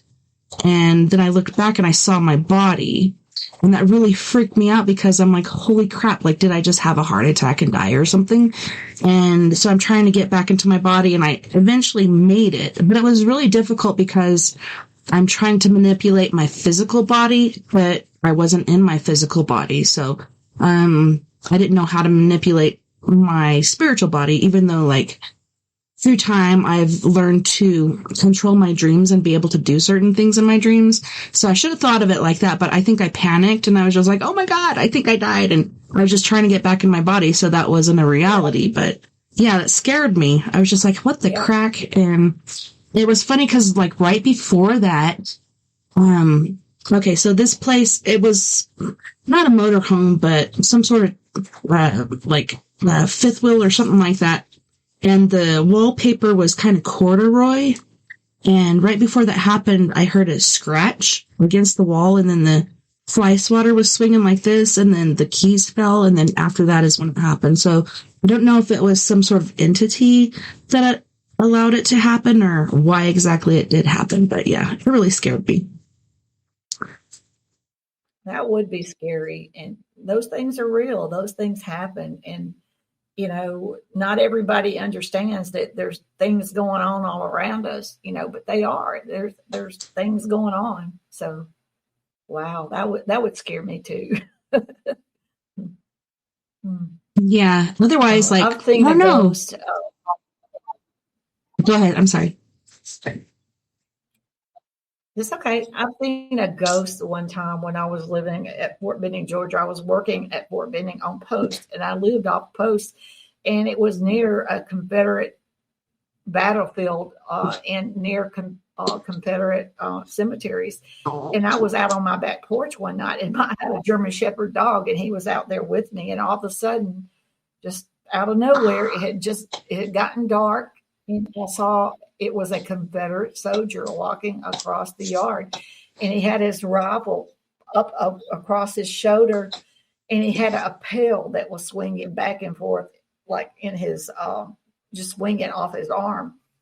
And he never acknowledged me or looked at me, and I just sat there. And I wasn't scared, but and it wasn't in color. It was more of a foggish looking kind of entity, but it was definitely a Confederate soldier, and he was just walking along. And then he went so far, and then eventually he just disappeared. But yeah, so, and my dog didn't do anything, and I thought that was strange, but, and I was on a canoe trip one time when I was in high school with my dad, and we came across the Bigfoot, and we didn't really know what we were coming on except that horrible smell, And then when we got upon it, apparently we just caught it off guard, and it was more scared of us than we were of it, for sure. Yeah. So there's a lot of things that we just because we don't see it doesn't mean it's not there, Exactly. And I've said that many times, like, just because we don't see it doesn't mean it doesn't exist. And I do believe anything is possible because of the things I have seen. I would never believe we're actually there. But then you see it and you're like, holy shnikes, like, you can't really deny it. It's just amazing. The world we're in, the universe we're in, like, the realm we're in. I don't know. It's very intriguing. Yes, it really is. And we were talking about the oceans and stuff. I think that there's probably, well, I'm pretty sure that I know I've been in a craft and we would go underwater and things. So I think they probably have bases there because they can hide and they're safe. And it might be even closer. They may not, they probably don't have a problem with the pressurization of the depths and things that humans have. So it's an ideal place. And there's so much of our oceans that we have not even discovered or explored. So there's no telling what all's down there, and I'm sure there's lots of sunken civilizations and all kinds of things down there that we just, I don't know. We don't mind venturing out into space and putting money up into there, but we don't seem to check out our own planet and explore what all's there. So I know, and that's what's mind-blowing to me because, like I said, NASA originally was an ocean exploration thing. I never knew that until recently, and we've only explored about, I think, 15% of the oceans or whatnot. So I'm wondering, like, what did they see down there that scared them, and why are they looking out into space? Like, is it some sort of escape hatch or something in case of emergency, I don't know, like, what's down there. And I do believe, like, certain things, like Megalodon and other things like that still do exist. They're just deeper down, and different things have been found and sighted recently. And like you said, like underwater, not civilizations, but where people used to live, and then the water rose, and now it's underwater.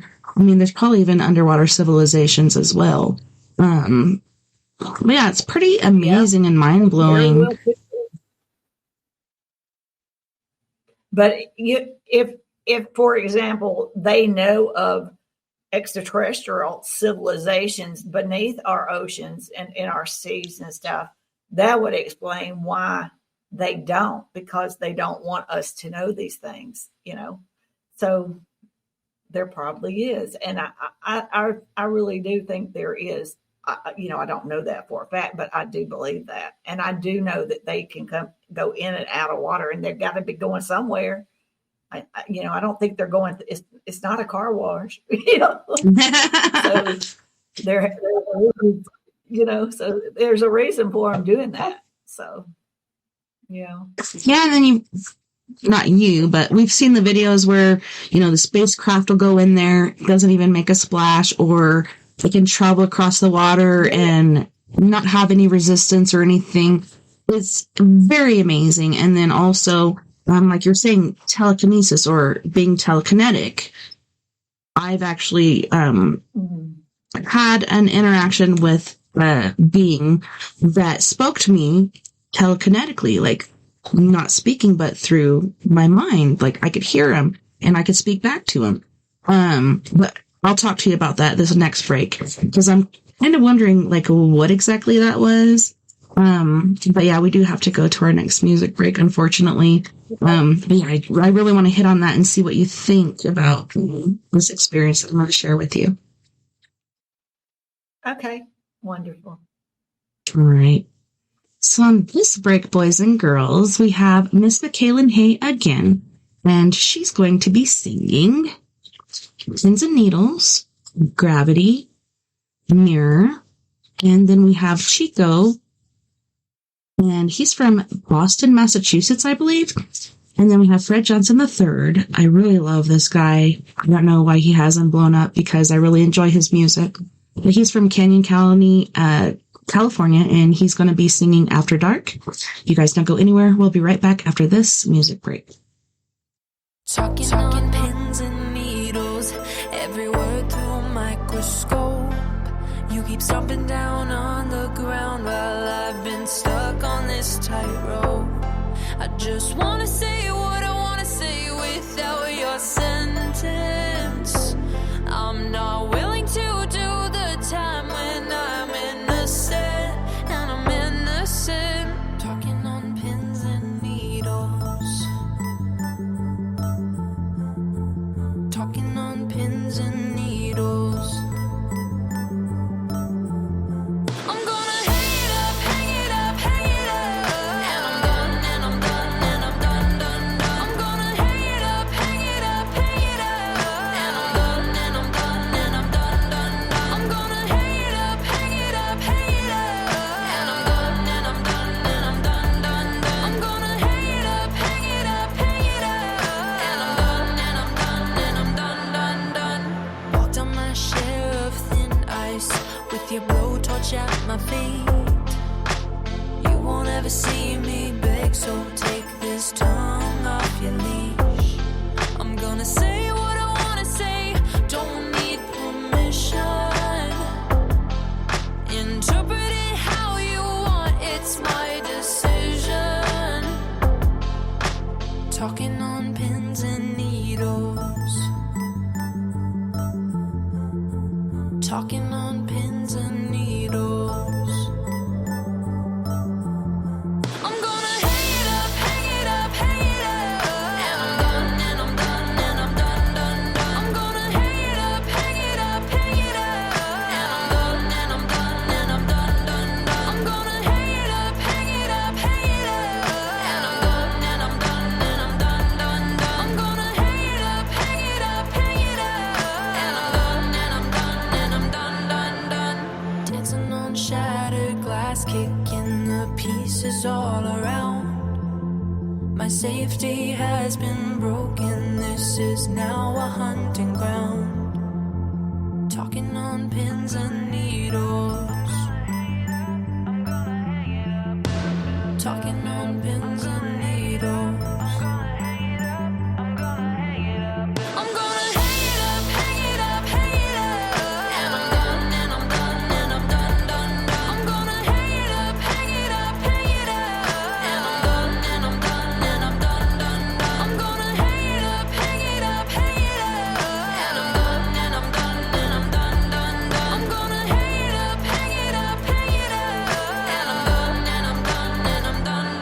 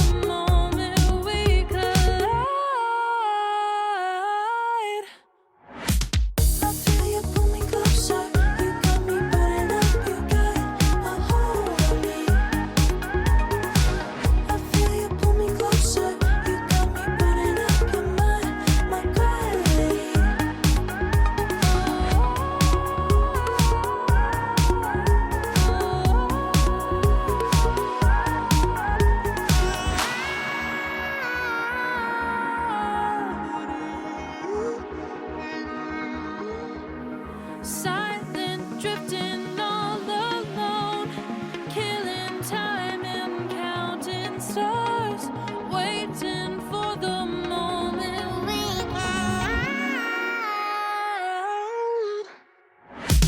I feel you pull me closer. You got me burning up. You got a hold on me. I feel you pull me closer. You got me burning up. Your mind, my gravity. I feel you pull me closer. You got me burning up. You got a hold on me. I feel you pull me closer. You got me burning up. Your mind, my gravity.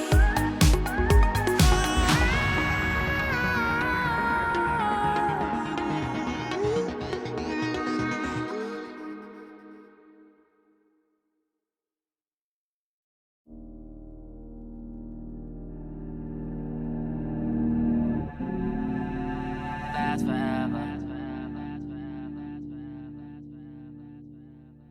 The rain never, rain never, rain never, rain never, rain never.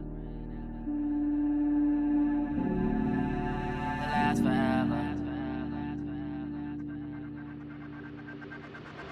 The rain never lasts forever. The rain never lasts forever.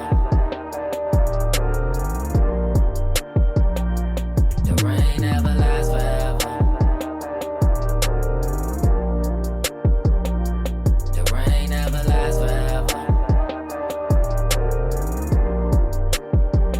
I know it's ain't shit. You're tired of the games. You're tired from all the hurt. You're tired from all the pain. Put your trust in all these lames, but that wasn't your aim. Tied they true colors down the line, them change. They words don't meet they actions. Loyalty what they lacking. Tell them to stop the slacking. Mama, you know nobody's practice. The rain never lasts forever. The rain never lasts forever. The rain never lasts forever. The rain never lasts forever. I swear to God, I know these ruthless. What type of king will make they queen look stupid? Childish games when I'm grown. You want somebody you can call your own. You different than your phone. When you asking me, act like you wrong. Your heart say stay when your patience gone. When y'all together, you still feel alone. Yeah, the rain never lasts forever. The rain never lasts forever. The rain never lasts forever. The rain never lasts forever.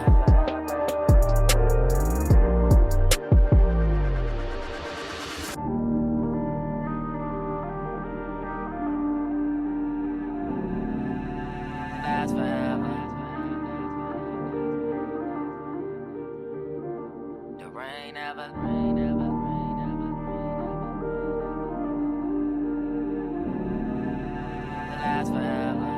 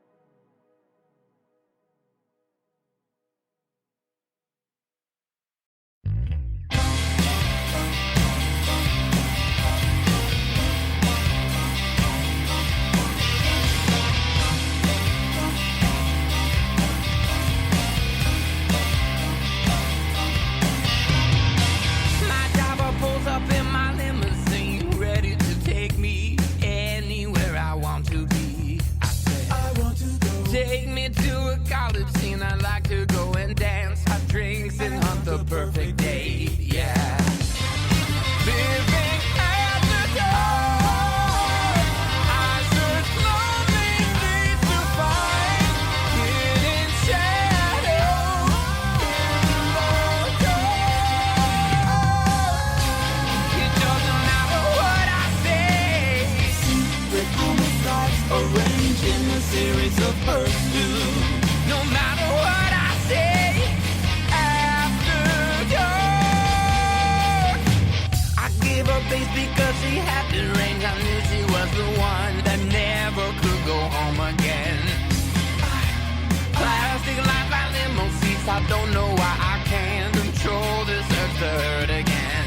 Yeah, living at the dark, I search lonely streets to find hidden shadows in the dark.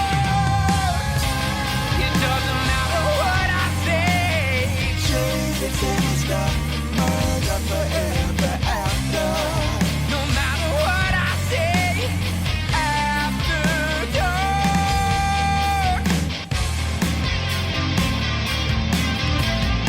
Really ran to repugnant and fear. Hiding place with days of December. Concerning works or meshed in revenge.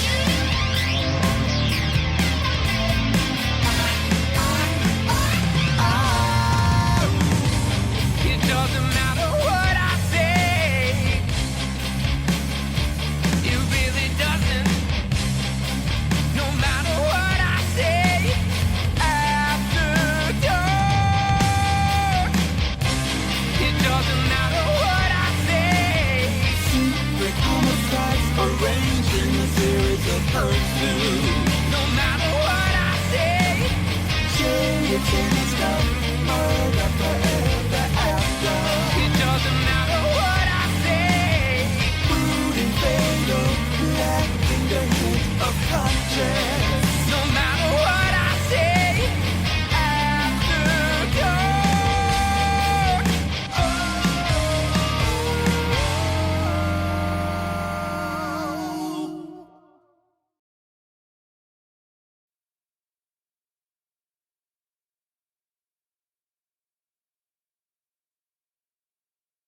Welcome back, and thanks so much for joining us tonight on We Are Paradox Media's Late Night in the Rockies. Tonight we have Ms. Nancy Thames, I believe. I'm trying not to butcher it. I'm trying to say it correctly. Welcome back, Nancy, and thanks so much for hanging out with us tonight. Oh, I love it. I'm having fun. Thank you so much. I love the music. Yes.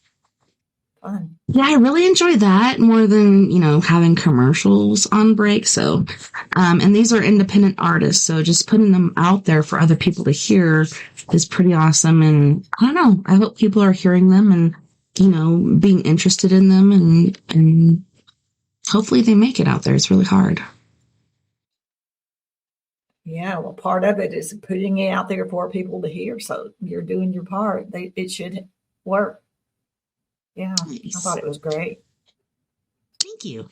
Yeah, Michaela Hay, like I said, she blows my mind. Like, she's so young and so talented, and I can't believe everyone hasn't heard of her just yet. But, there's certain things going on in Hollywood and the music industry and stuff like that, if you don't do certain things, you really don't make it. So, probably a reason why not everybody's heard of her. Yeah, that's sad, but that happens. What was it you wanted to talk about before we went on break? You said you had something in mind. Okay, so my husband's a musician, and when Wolf at the Door was a band, they got a gig down at a certain bar in Farmington, New Mexico. It used to be Paradise Village, and then it turned into something else, but we were staying in the band house in the back there. And we had gotten up early and went out shopping and stuff, and then came back and laid down for a nap. And my husband, as soon as his head hits the pillow, is out like a light. I'm very jealous of that because I can't do that. Even if I'm really tired, I can't. So I'm just laying there. I'm about to drift off. And then, okay, so this room doesn't have any windows. All you could see is like the light coming underneath the door. And I saw something go across the light under the door and a figure that was darker than the dark. And I've only had sleep paralysis one other time. It was when I was in the Marine Corps, Hurricane Bonnie. There was a Ouija board that was being passed back and forth. And the girls were playing it. I was raised LDS, so, you know, it's the devil. Don't play with it. So I was observing, and then they're like, hey, do you want to use it? And I'm like, sure. Getting off topic. Anywho's, that was the other time I had sleep paralysis, was after I did use the Ouija board that one time. But yeah, I'm frozen, and I see this thing, like I said, that's darker than the dark, and it approaches me and was talking to me through my head, telecommunication or whatnot, and it said, I will have you. And I said, no, you won't. Like, I couldn't physically say it, but I'm talking to him, like, through my thoughts. And he laughed, and he said, yes, I will. And when he laughed, that's the only thing that was bright about him was you could see the white of his teeth, and they were really sharp. And there was, like, some saliva or whatever coming off of it. And he reached down, and he kissed me. And when he did, it felt like a jolt of lightning that went up through my head, then down to my toes. And at that point, my feet were unfrozen, so I'm just frantically kicking my feet. I can't scream, I can't do anything to try to wake up my husband or whatnot. But luckily I was able to kick my feet, and my husband, looks over and he sees it too. And so he reaches over and grabs me and pulls me towards him, and the thing went away. But very next day, I'm driving back to Durango, and I just keep looking in my rearview mirror because I don't know if this thing's going to follow me or what the heck it is. I've never seen anything like it before. So I don't know, like, if it's demonic or if it was some sort of alien race. So I just wanted to hear your thoughts about it. Yeah. It's definitely a dark entity, and there is definitely dark forces that like to see humanity have mishaps or whatever and not reach our goals. So sounds like a dark entity. And some people might even call that like a shadow person. Some people call it that too. Yeah, I would say that too, but it was different because I've seen shadow people before, but I don't know. It just seemed different. It felt different. I don't know. It was just weird, but I was very grateful that it didn't follow me home, and I think it stayed there at that place because different bands go through there, and you know how, people have drug and alcohol and other addictions and things like that. What a place to feed on somebody. That building right there would be perfect. Yep. Trying to absorb their energy. Yeah. Yeah. Who knows? That's just bizarre. Now that I am scared of. I would be scared to death. Yeah. Mm-hmm. Okay. Well, I just wanted to hear your thoughts about it. So we're in the last, 40 something minutes into the show. Is there anything that we haven't talked about or touched on that you want our listeners to hear? Well, one thing that the interdimensionals and extraterrestrials taught me was back in September, they had my oldest son and I, they wanted us to go to Mexico. And so my son got us tickets, and we flew into Mexico City and then took a short flight to, it's called San Jose de Pacifico. And we took a shuttle and rode 3 hours up into these mountains. And when we got up to the top of it, they wanted us to meet an indigenous group of people called the Zapotec. And they're also called the people of the clouds because they live up on this mountain. And when you are up there, you look down, the clouds are below you. So it was very cold. It was September when we were there, August, September, somewhere in that neighborhood. And it was cold. And for the first part of the whole week, we were without electricity, and not everybody, all the people up there, not everybody has electricity, but a good portion of them do. And the ones that do have electricity, they're cooking and they're cleaning and things. They do. They don't use electricity for that. They cook outside and they wash their clothes like in a different thing, and they collect rainwater, and it's very eco-friendly. It's the most eco-friendly place I'd ever been. And while we were there, I learned a couple of things. One is that the 3 that come for me are not the 3 that come for my son. So while we were there, and we were there for a whole week, 7 days, some nights when they would come for me, they would put him in a sleep paralysis and not let him be a part of my experience with them. And when his 3 would come for him, which were not the same ones, they would tell me, go back to sleep. This is not about you. And I ordered what they said and just laid back down. But my son,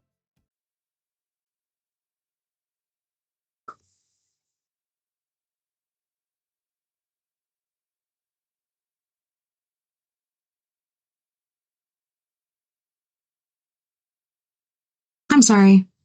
because Okay, so run I lost connection yeah. with you, and the last thing I heard you say was you saw your son like trying to raise up under the blankets. Sorry, for some reason the internet just cut out again. Okay. Well, anyway, what happened was he couldn't get up, so it was kind of weird that they did that. But they will not let us have a experience, the 2 of us together. And I understand now why. Is because I would be worried about him. He would be worried about me. And we would miss out on the purpose of us having their attention and whatever it is they're trying to teach us. And for me, what they wanted me to learn was that all plants and things on this planet are living conscious beings, and they all communicate. And the indigenous people, and even us in a long time ago, understood our connections with the planet and with nature, and understood that we were one and all, and we all would work together. But we have lost out on that due to all this programming that we received. But they were showing me a tree, and the tree was laughing at me. And I said, why is the tree laughing at me? And the interdimensionals looked at him, and the tree replied, human beings go around cutting us down and just throwing us aside. But yet we provide the air that they all breathe. So basically, it was just a lesson for me. They wanted me to understand that we are all our connection, and that that we're all one, and we're all here to benefit each other. So, and have more respect for our planet and for the nature and things and animals and everything. And for my son, they wanted him to experience being around this indigenous people. And what was funny is that when I went outside and stuff, what they said to me is, everything is alive, everything is one, and we're all connected. When he went to visit this tribe, the chief or the head tribesman came out of his house, and he put his hands out like this and said, everything is alive, and we're all connected, and we're all one. It was exactly the same thing as what the interdimensionals, extraterrestrials had said to me. So we were flabbergasted that, it just let us know that they, for whatever reason, they wanted us to understand, and see what it was like. And the thing is that indigenous tribe they were on the verge of their ascension, and it collapsed. And what happened to them was their younger generations, and their tribes go back as far as the Incas and the Mayans in Mexico. And they wanted us to understand the impact that a race has when its young people get swayed by materialistic things and technology. And now that we're all facing AI technology and people are saying all these things, good, bad, all these different things. So they wanted me to understand and that technology is a man-made tool and that humanity has to keep it as a man-made tool, that we should not put certain individuals like these elites should not be in charge of it because it will be misused. And we should not run off and just let it operate on its own, that it is a tool and we should use it as a tool and use our intelligence and be in control of it, over it, always be over it and be in control. So that was the main thing. So because they know that a lot of people have these fears that they will take over our world and they, all these horror stories and what they showed me were visions of how if we do this properly, we can use this technology to better our lives and to make our lives more enjoyable. And technology won't take the place of human beings, but it will show us how we can learn to have jobs and occupations that we find enjoyable, so it was interesting and it was wonderful to see the visions that they see for our planet and for our futures. And that's why I do have such a positive attitude, because I can see when I look outside, I see all the positive and the good things and all the changes that we are making. And we don't even realize the changes and things that we are doing as a whole, all of us. So I just think it's an exciting time to be alive. I really do. And I think we're all blessed to be here at this time because this is the biggest thing humans have ever done since we were created. This is it. And we're all part of it. It's amazing. Yeah. That is, and I was saying that earlier, like, us, as far as our knowledge, there's never been a time like this. Sorry about the dark, like, there's more electrical issues going on. I've never had this happen. This is so weird, but I don't mind the dark. I ain't scared. But yeah, like, this is a time like no other, and this is going to go down in the books unless, like we said earlier, the winner always writes history, and so who knows what's going to be written about it. But it is a very interesting time for us to be alive, and so many things are happening, and people are being awakened and realizing things so much. Even our children are being born so intelligent and having, I was born an old soul, and then, like I said, I had 4 kids. My youngest one is the only one that came to me and told me about her past life. And it all started because she was taking a lanyard and tying it around her leg. And I'm like, baby girl, don't do that because, you're going to cut off the circulation and it's going to cause you to get like tinglies and stuff. And she's like, Mama, I got to tie it off or I'm going to bleed out. She was only 1.5 years, 2 years old when she said that. I'm like, what? And then later on, she told me before she was a man, she was tall, she had curly blonde hair, and she wore glasses. And she, I believe, was a nurse, I believe it was Vietnam. That's what I'm saying. And, she was helping someone and she got shot when she was a he. But yeah, she told me all about it and I was blown away. I've heard like from my mentor, she told me about her daughter and how they had multiple past lives together. They're just in different statuses or whatnot when they come back. Sometimes she's the mom, sometimes she is, or brother, sister, whatever. But they're always connected. But yeah, I was just blown away because I did believe, but then my 1.5-year-old, 2-year-old is telling me these things and I'm like, it's definitely got to be true. And I used to have like a repetitive dream forever, and I think it was past life memory. Oh yeah, but otherwise, it's called bleed in. That's where your brain is remembering and you're reliving things. So yeah, it's very interesting. It's scary a little bit, but it's very, very interesting. There's so much about the world and the universe and ourselves and our origins and our planet that we don't know. And the thing is, we're always going to be in awe, and we're always going to be learning more things. It's just, it never ends. So it's amazing. I just think it's beautiful. Yeah. And I really liked what you were saying earlier about how everything is alive. It's got its own intelligence, its own spirit, whatever. I've always had a certain respect for, little bitty critters, daddy long legs, plants, whatever. But I think it was about 10 or so years ago, I started seeing auras around trees and plants. And to me, it was just like a reconfirmation or whatnot that they are actually alive. And studies have shown recently that I saw that plants, if they're in danger or different things like that are happening, they can actually communicate between each other. And it's just very interesting, the different things that we are finding and seeing. It's amazing.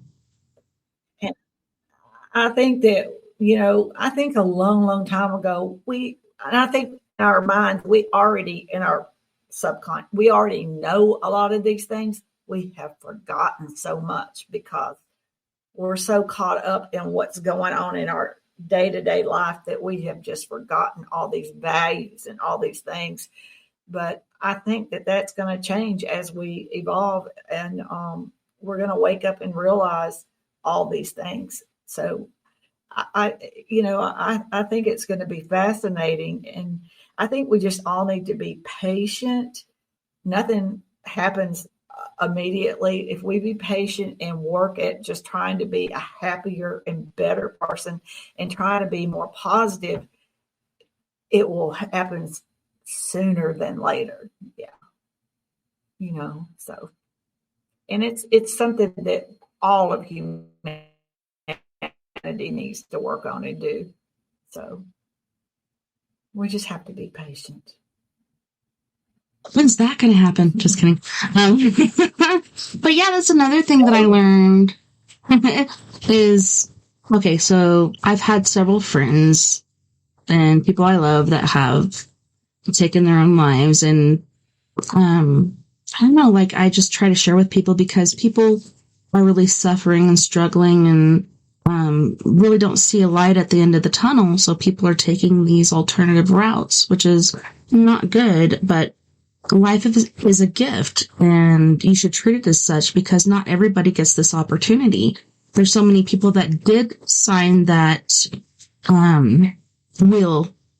that soul will or whatnot. Like, I know this is what's going to happen in my life and I'm willing to do it because it's worth it, because there's no other experience like this. And it's just kind of hard to communicate that to people because they are in that dark place and it is really hard. But there is a light at the end of the tunnel, and I don't know, there's no experience like this out there, I don't believe, and I don't know, we're really lucky to have it, no matter how hard it is and how hard it gets. So keep your chins up and work together. And that's also another thing. We have to help each other through this. We have to raise each other up. Don't put each other down. Don't hurt each other. And like you said, we're one. And like I said, LDS prophets. There's so many different prophets. I believe that Bob Marley was a prophet. What he preached, like one love, is true. Like we're all one. We're all a unit, and we got to get through this together. Yeah, and love is the key to everything. Love and unity, oneness, coming together as one. All those things are important. So, and I think that, we're going to get closer and closer to reaching that. I wish it would happen tomorrow, but, we just have to be patient.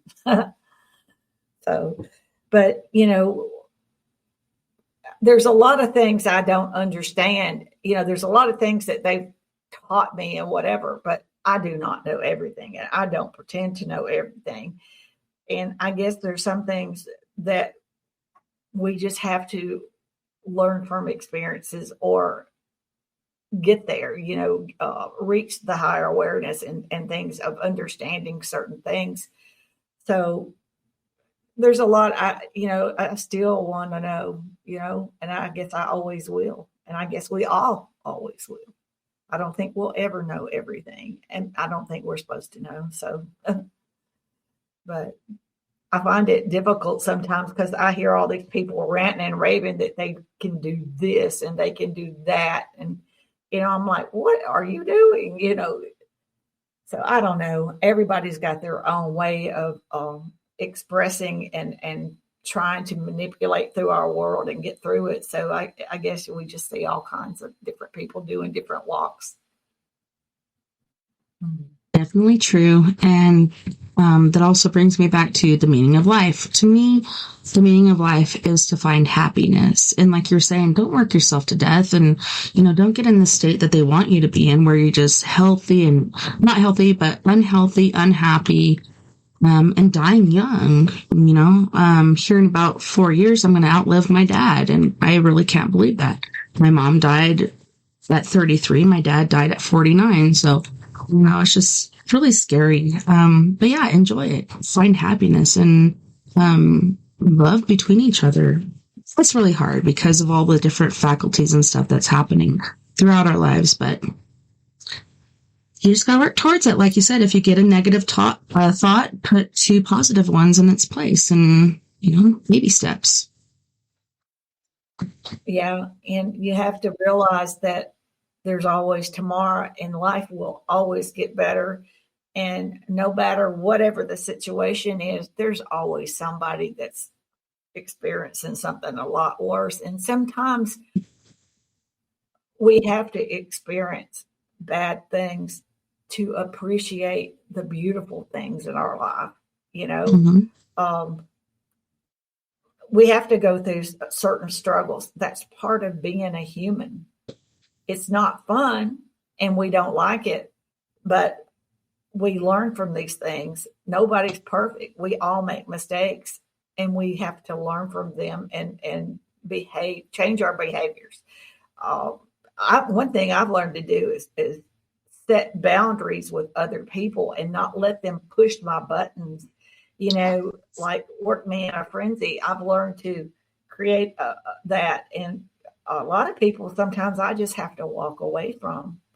I love them, but being around that negative energy or their, the way that they conduct, the way that they show themselves and the way they live. So I just simply move away. It doesn't mean I don't love them. It just means that I've moved on from those negative ways, and that's not how I want to live, because I don't even turn on my TV. A lot of times I don't own cable or anything like that. I have Netflix and Prime Video and the free things, and I watch what I want to watch. I don't listen to news. I don't listen to things like that. We have the internet. If I want to know something, I can look it up. If there's something bad storm-wise coming, we have sirens that ring in our area, so I know to go check out the phone or whatever, that kind of thing. So I know that it's a lot of negative things out there, and I just refuse to let it enter my life. So, and I found, just by research and doing a little research or drawing or certain little things, I can entertain myself pretty good, without watching crazy stuff on TV. So right, it's just a different way of thinking. Yeah, it's just learning a new way of thinking and a new way of living, and it's better. It really is. Being positive is being better, and it makes you a happier person. Definitely. Mm-hmm. And it's hard not to let, those things in, because it just seems like there's so many things out there that are like that. But like you said, you just have to remove yourself from it, even if you're kicking in addiction or whatever, and you love certain people. If they're still doing the same thing you're trying to get away from, you have to walk away because it's better for you. And I don't know, forever I was a people pleaser, and it was really hard for me to say no. But now no is one of my favorite words.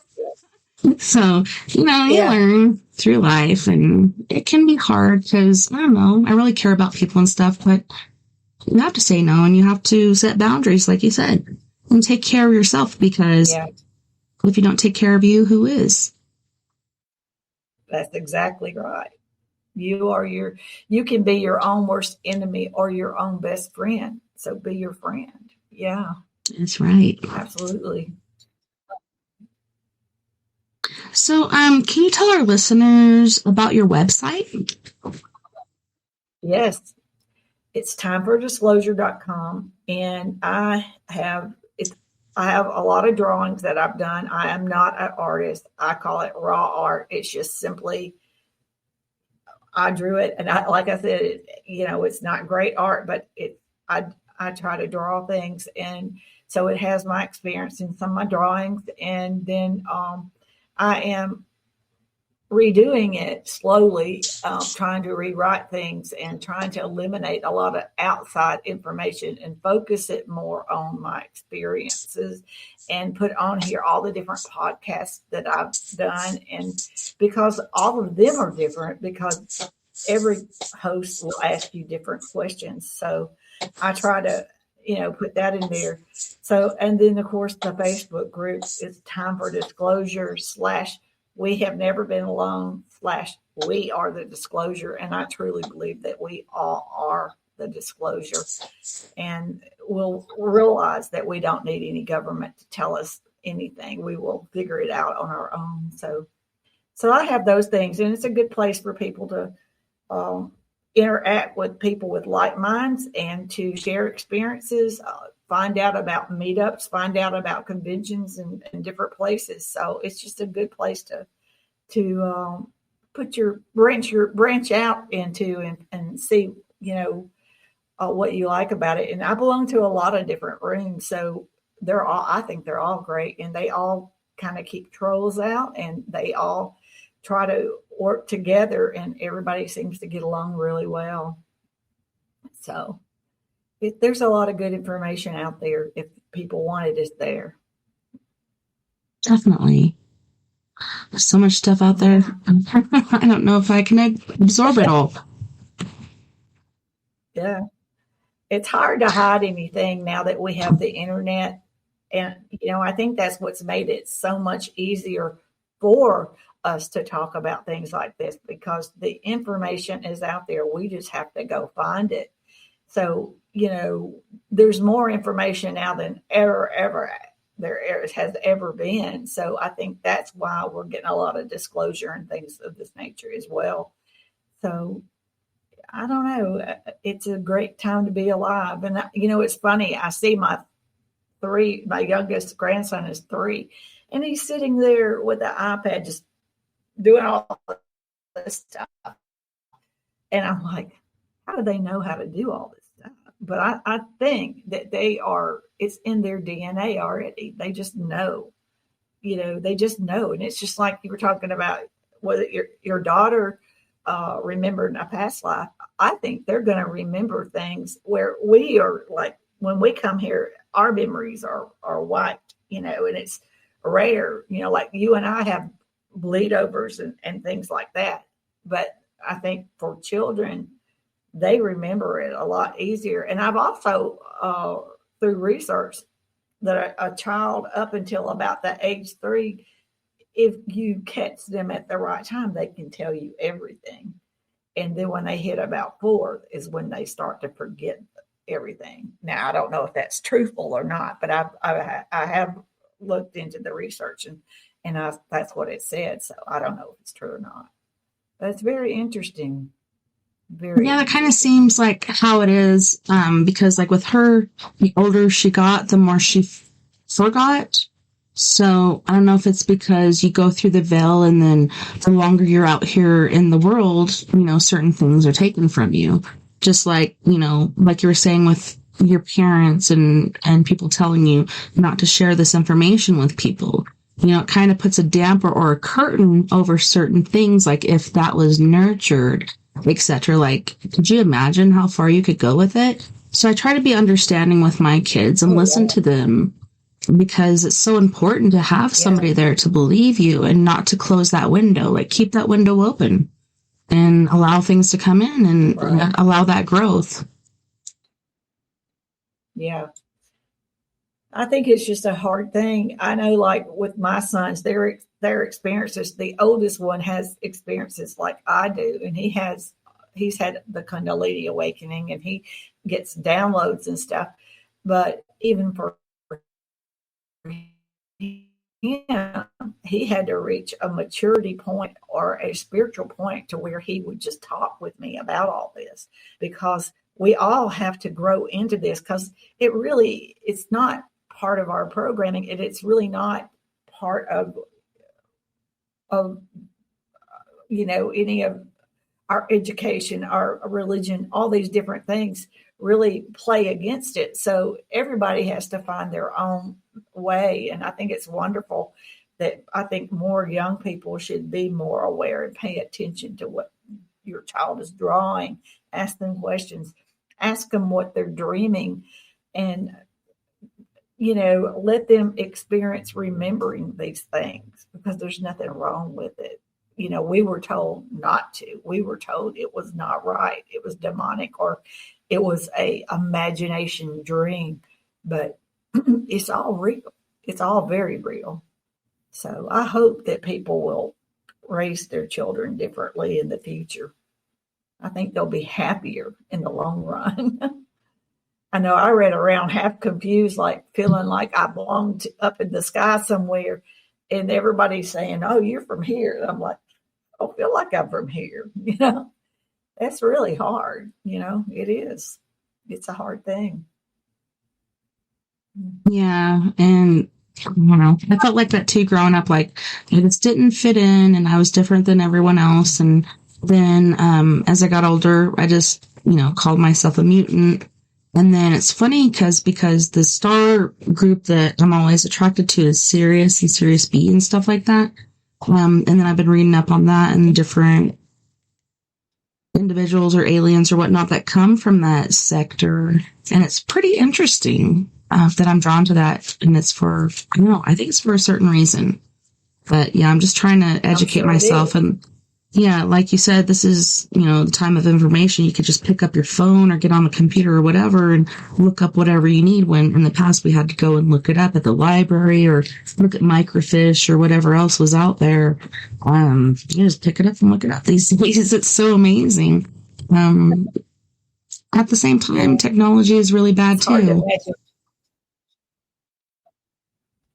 Yeah.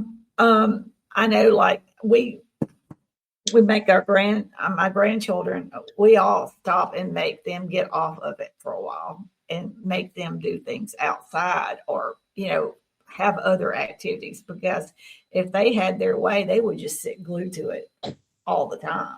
Mm-hmm. My granddaughters will watch YouTube, and we have to pay attention to what they're even looking at, because sometimes I'm like, whoa, I don't think you need to be watching that. So yeah, there's certain aspects of it that are not good, but there's some good things too. So there's good and bad in everything, just like human beings. Yeah, it's really amazing. Like what you were saying earlier, like I think it's encoded in them or part of their genetics. Like they're just so smart and so good at it, like at such an early age. It just blows you away. Like, how do you even know how to do that? Yeah, like you said, you have to put stoppers on it. You have to put a limitation, because like you said, they'll be on there all the time. And back in our day, we'd go outside and play and make up our own games and stuff like that. And now kids are bored watching YouTube or TV or playing games or whatnot. There's always something else. So it's kind of like overstimulation, but I don't know, maybe it's preparing them for something in the future. I'm not sure. Yeah, very intriguing time for sure. Yeah. Well, for me, I can't wait to see what the future technology with computers, like quantum computers and stuff. I wonder what that's going to be like. I can just imagine that it's going to be fantastic, kind of like what we see on Science Fi, where there's really no screens. You're just standing there doing all this, and there's like a clear or imaginary screen. It's really bizarre. So I think we'll get to the point to where technology will be incorporated in our own consciousness at some point. Not saying that we're going to be chipped, but I just think that we'll eventually, over great periods of time, reach a point, and that's the way I see interdimensionals and extraterrestrials. They are the technology. They through their consciousness, they can travel all over the universe by simply thinking of a destination, and the destination connects with the craft, which is a living conscious being, and between the two consciousness, down they go. So I don't know. I think we're going to have some fantastic times. I don't know if we'll get to come back and see it, or how that will all work. If we'll be up there looking down, watching it, I don't know. But it's going to be some big changes, that's for sure. Yeah, and that kind of reminded me of what you were saying earlier as far as the craft and a certain individual being part of or connected to that craft. And, looking into all this stuff, I've heard theories of, like, you just have to think the thought or think of a location, and, time and space bends, and then you're there. Recently I heard that there was an alien race, probably the Greys, and like you said, there's different ones, but these were the nice ones. But they were saying that they're from 6 light years away. I can't remember what their planet was called. And light years takes forever to get there. And the individual was like, well, how long did it take you to get here? And they're like, 45 minutes. Seriously? That's kind of like Einstein said, you just kind of full time and space, and then, you're there. I don't know if you go through a portal or a black hole or how you do it, but it's pretty mind-bending. Well, they're billions of years ahead of us. So,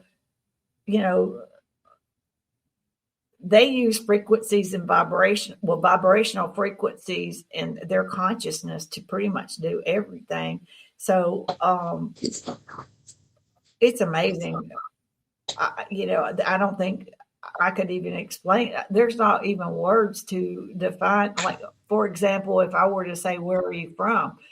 There wouldn't be a word that they could give to me that would make any sense to me, because there's so many things other than our universe, our galaxy. There's much, much more out there. So a lot of things, we just can't humanize something that we don't understand, and is that evolved that far, ahead of us. There's no way for us to even comprehend some of it. And I think that's part of the reason the government's so apprehensive. They don't understand it. How do they explain to the population they don't understand it? So it puts them really between a rock and a hard place. And plus, we're asking them not only to admit what they don't know and stuff, but to our country, to other countries. They don't want to do that. We are the leader. We're supposed to be top dogs in the United States, and they don't want to be the ones to come out and say these things. And I understand that totally,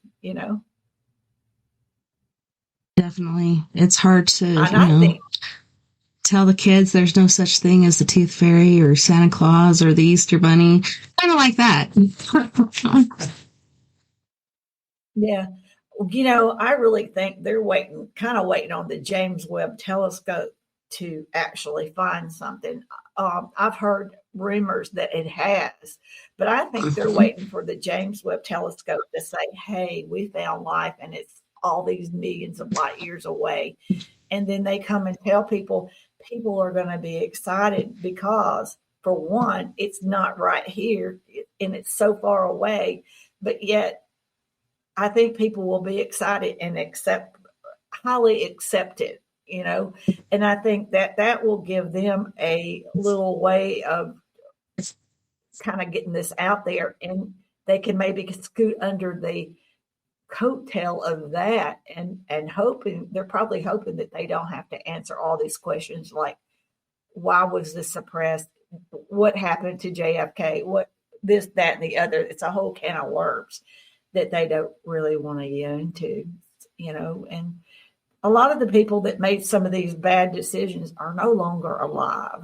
They're not alive. So we're going to have to forgive.